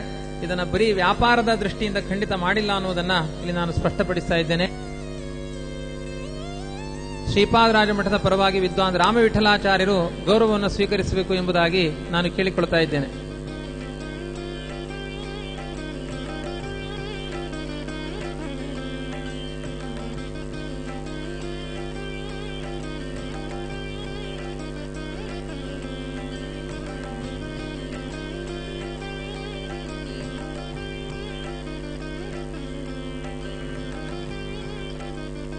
ಇಷ್ಟು ಹೊತ್ತು ತಮ್ಮ ಅನೇಕ ನಿತ್ಯ ಅನುಷ್ಠಾನ ಕಾರ್ಯಕ್ರಮಗಳನ್ನು ಕೂಡ ಈ ಜ್ಞಾನದ ಸೇವೆಯ ಹಿನ್ನೆಲೆಯಲ್ಲಿ ಸ್ವಲ್ಪ ಸಂಕೋಚ ಮಾಡಿಕೊಂಡು ಮುಂದೆ ಅವರ ಸತ್ಕರ್ಮಗಳಿಗೆ ತೆರಳಬೇಕಾಗಿದೆ. ಆಗಮಿಸಿದ ಎಲ್ಲ ಯತಿವರಿಯರಿಗೂ ವಿದ್ವಾಂಸರಿಗೂ ಸಾಧಕರಿಗೂ ಧನ್ಯವಾದಗಳನ್ನು ಅರ್ಪಣೆ ಮಾಡ್ತಾ ಈ ಕಾರ್ಯಕ್ರಮವನ್ನ ಭಗವಂತನ ಅಡಿದಾವರೆಗಳಲ್ಲಿ ಅರ್ಪಣೆ ಮಾಡ್ತಾ ಇದ್ದೇವೆ. ಹರಯೇ ನಮಃ. ಶ್ರೀಕೃಷ್ಣಾರ್ಪಣಮಸ್ತು. ಕಾಯೇನ ವಾಚ ಮನಸೇಂದ್ರಿಯರ್ವಾ ಬುದ್ಧ್ಯಾತ್ಮನಾಮೃತ ಸ್ವಭಾವಃ ಕರೋಮಿ ಯದ್ಯತ್ ಸಕಲಂ ಪರಸ್ಮೈ ನಾರಾಯಣಾಯ ಸಮರ್ಪಯಾಮಿ. ಹರಯೇ ನಮಃ.